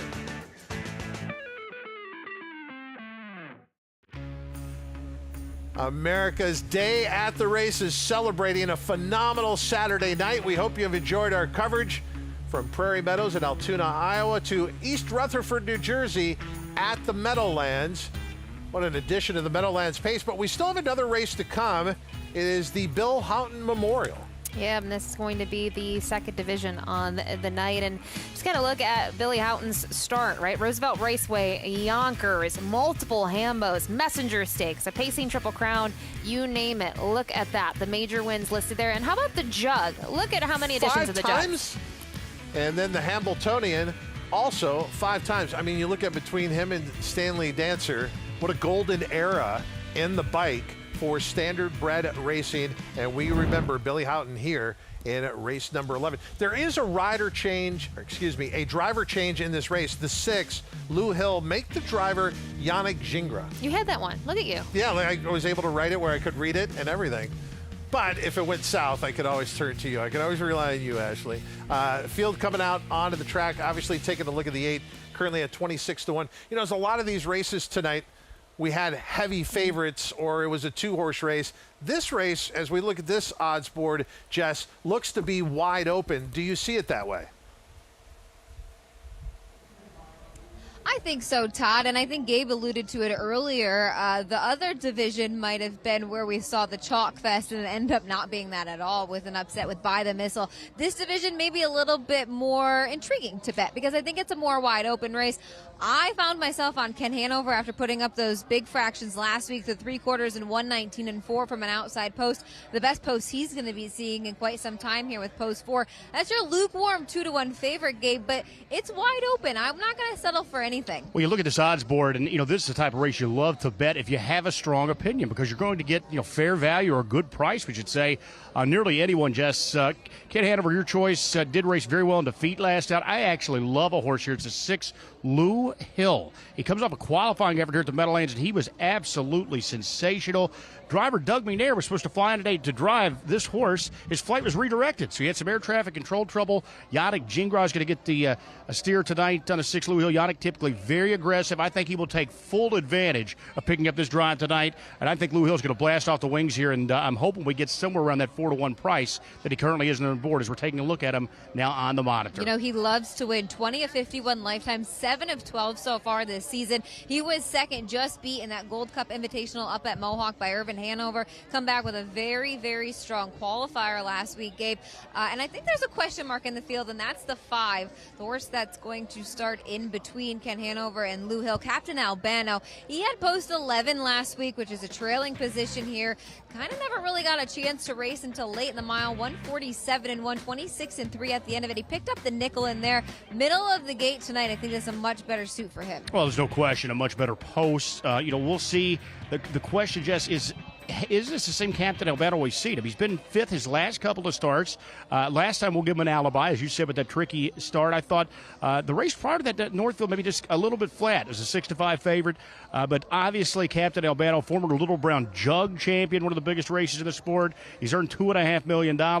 You know, I just think his past credentials, you know, hurt his price a little bit because he's a fan favorite, Captain Albano. He's up there at 3-1. I just think that's a little bit short here in what, you know, I deem to be a pretty wide open field. What about about 9-2 on Fallout. Now 5-1. Ronnie Burke does the training. Ronnie Wren Jr. is going to take over the driving. Now he steered this guy to a win in the Open over at the Meadows, 48-3, 27-1, an open length winner. Both of them having a good night. He gets a better post to work with in here. Not so tricky of a trip to have to overcome. Yeah, I think much improved post here. He can be aggressive. I think Ronnie likely going to be aggressive the bike tonight from post number 3 and taking, as you said, Jess, some steady action there on the board. The second division of the William Houghton Memorial up next, a field of 8. A good betting board here. We'll send it back to you guys. Gabe and Jess, outstanding tonight at the Meadowlands. Thank you for all your insight and the post-race coverage off the charts. All right, Ashley, one more chance to go out a hero. Who do you like? Maybe with a price. The 2 coaches quarter. Ooh. He needs to do better here at the Meadowlands. He's just 1 for 8, but I love the way he raced in the Dave Brower Memorial and love that he gets a better draw. Ashley Mayu is not scared. Good luck. It's the 11th from the Meadowlands. Ken Workington with the call. Along with the 3 Fallout and the 6 Lou Hill. Race 11 ready for start. Here they come.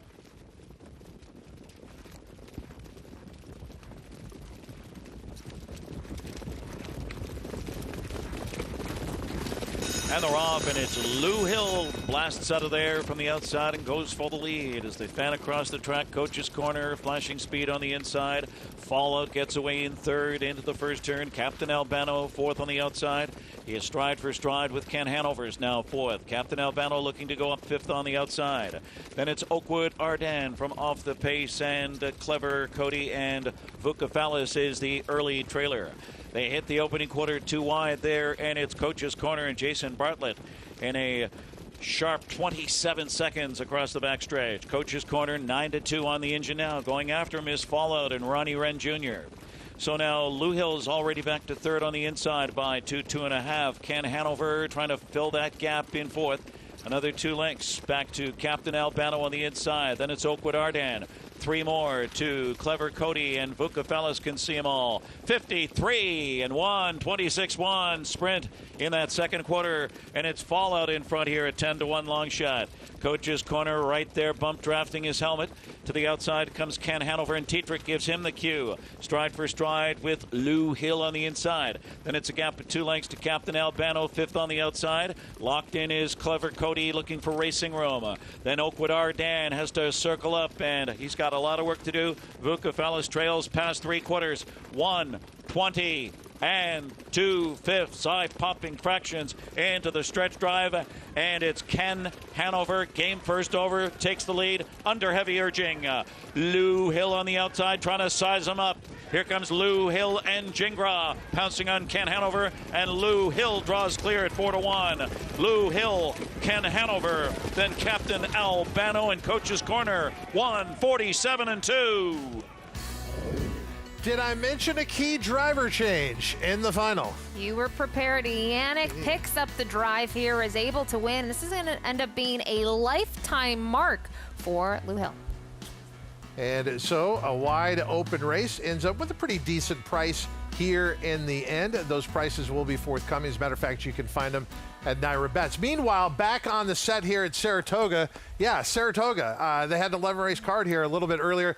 Our thanks to our crew. They've had literally a 12 to 13 hour day, and they did it with a smile on their face, and they did it professionally. Thank you so very much. But Ashley, always great to spend time with you. Great to see you. And what do they say? Lights out, party's over. And our biggest thank you to you, the fans who tuned in on America's Day at the Races. What a unique night out in Iowa. The Iowa Derby and J.J. Gray on a win streak. And then the Meadowlands pace. Brandon Boulevard holding off a cavalry charge. And you watched it all here on Fox Sports 1 on America's Day at the Races. I'm Todd Schrupp. Until next time, may all your photo finishes be winning ones.